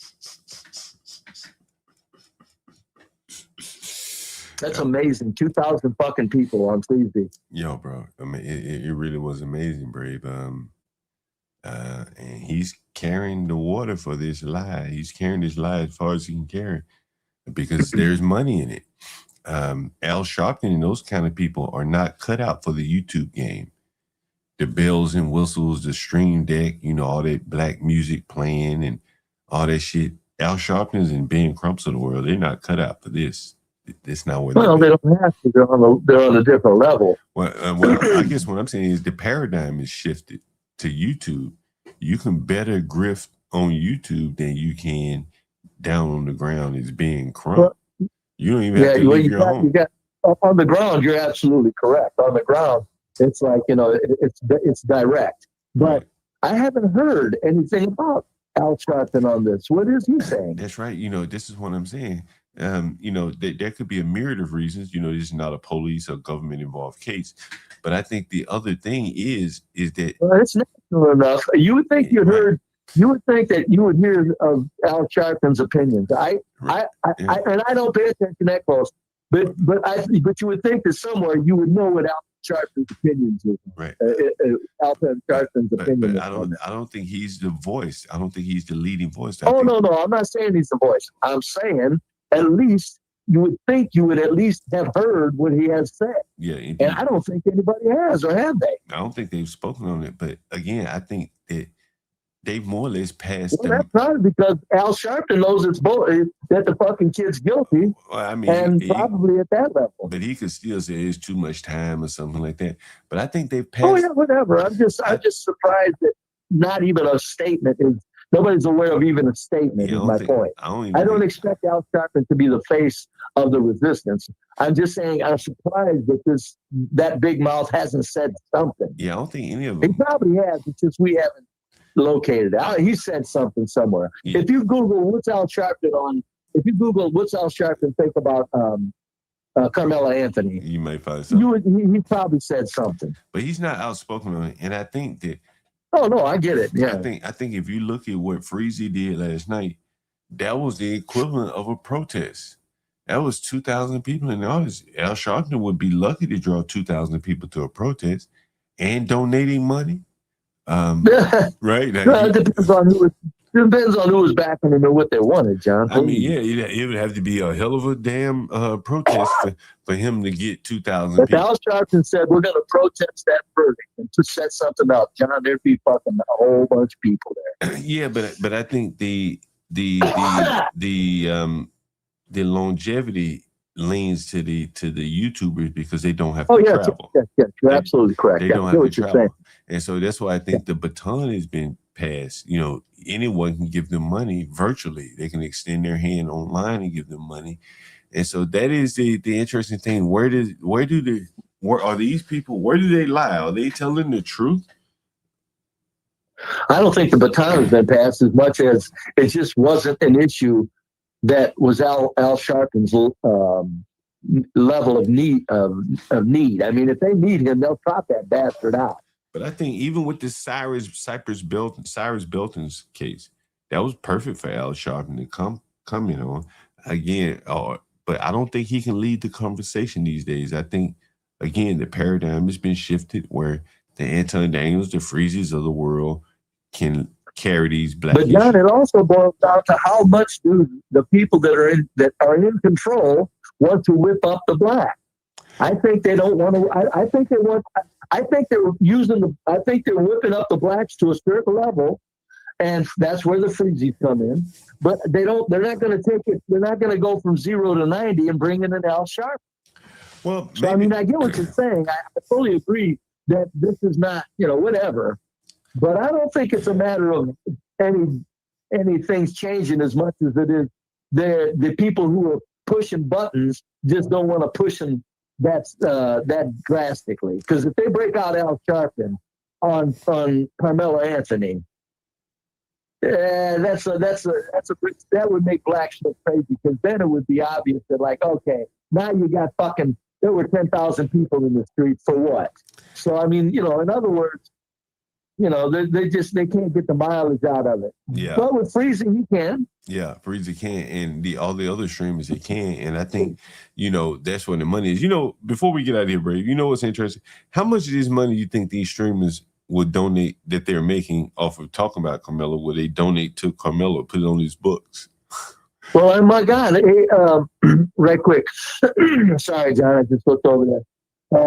Question says Elon even commented on it. I got to look that up. Yeah, me too. But I'm sorry, John. Go ahead and what did you say again? You think any of these streamers that are making all this money advocating for this video and the innocence of Carmelo Anthony, you think they'll donate any of the stream money to Carmelo and his appeal? Yeah, actually, I do. Yeah, actually, because it would further their income and cash. Well, here's your thing. If they were smart, they would make it known. Yeah, I just sent Carmelo $2,000. Well, here's the thing. If that's the case, then why not encourage your audience to donate to them? And so they want the audience to donate to them. That's right. But still, they're not going to say that. They're not going to say that at all. Right. They're going to just say, give it to me, and I'll make sure he gets the chunk. Yeah. Actually, when you think about it, I didn't think about it, so you kind of mentioned it, John. That'd be a smart thing to do. Yeah, I'm sending Carmelo. I'm putting, what do they call it? What's the lingo? Putting money on his commissary. Yeah, on his books. Yeah. On his books. Yeah. Yeah. Yeah. No, that'd be a very smart thing to do if they have any fucking brains. Yeah. I think they're too selfish to do it, because that kind of goes to where they're not thinking at all, and they never do. They roll on like fucking half retard, and everything's handed to them that they don't have to think. Well, I think that they know that this is drying up, so they're squeezing every little drop out of it. And so why invest in anything? They did it's like playing a game of hot potatoes. They're not investing in, they're waiting on the next guy to get killed or kill somebody. It depends. If Freezies and if those streamers are getting money off of it, I ain't saying, whatever percentage to Carmelo, but I mean, just a little bit. I'm telling you, when you think about it, it would be a very smart move to make it known that you're putting some money on Carmelo's book. I mean, yeah, and you're right. They probably don't have the fucking business understanding to make that investment. If they were righteous, they would put money on the Metcalf man's books, but they've gone too far to be righteous at this point. The last point I make, Brave, one of the most... Oh, they're not right. Not only are they not right, black, 70% of them, when I say psychopath, that's right next to evil. That's right next to evil. Yeah, you're definitely right. I mean, when you can say the things they say for the purpose, for the desired outcome that they're after destruction. Yeah, and Brave, one of the things I noticed is the women seem to be more strident than the men. And to see women just look past the dead man, which could be their son or their girlfriend's son or their friend's son, and have sympathy for the killer. Man, that is something right there. That is something. It doesn't surprise me at all. I've been watching them too long. I get what you're saying. It is a failure of their humanity. The maternal instinct. It's the lacking of the maternal instinct, bro. Like, you think a woman seeing another woman lose her son forever. Lacking a maternal instinct. Yeah. Have you seen the rate of abortions? Yeah. I mean, the maternal instinct was gone long ago for a large percentage of the black population. Yeah. They say these women are having even more than 1, 2, or 3 abortions in their life. I imagine, the bigger problem with the abortion, when you mention it, is that they probably don't feel anything afterwards. Like, right, yeah, that's what I'm saying. It's Yeah. just like people, yeah. And I ain't saying white women go home and feel guilty. Right. Fucking the filth of abortion is period. But white women, when they go home, they at least go through a large psychological torment of convincing themselves that it was okay to do. Yeah, what could have been? But like you say, John, the black woman probably says fuck it. It was just like, getting a wart taken off. Boy, John, I'll tell you what, Nick Fuentes has a piece of footage out, John. What do you got? Nah, I got it. I don't know where it's at. I'll send it to you. I got it. It's about 2 or 3 minutes, verbatim of what I'm saying. Oh, verbatim. These people, fucking verbatim, damn near, buddy. You think these people are copying this, Brave? No, I don't know, John. I don't know. I don't know. I don't think so. But I'll tell you what, it's either this. We're in goddamn good company, or they're lifting our material. Yeah. Or if they're not lifting our material, we got the finest minds in the country thinking right along in agreement with us. Yeah, I agree with you on that. So that's why, folks, you got to understand, John and I may not be known like Nick Fuentes, but I guarantee you, the stuff we're saying, it needs to be said. I agree with you on that, Brave. All right, with that being said, Brave, I got to get out of here. I'm going to take a little nap, Brave. Talk to you later, Mr. John. All right. This nigga high as a motherfucker, by the way. Let me go fast forward. I am that nigga, John Paul. This high ass nigga. They don't dance no more. It's all about the lean.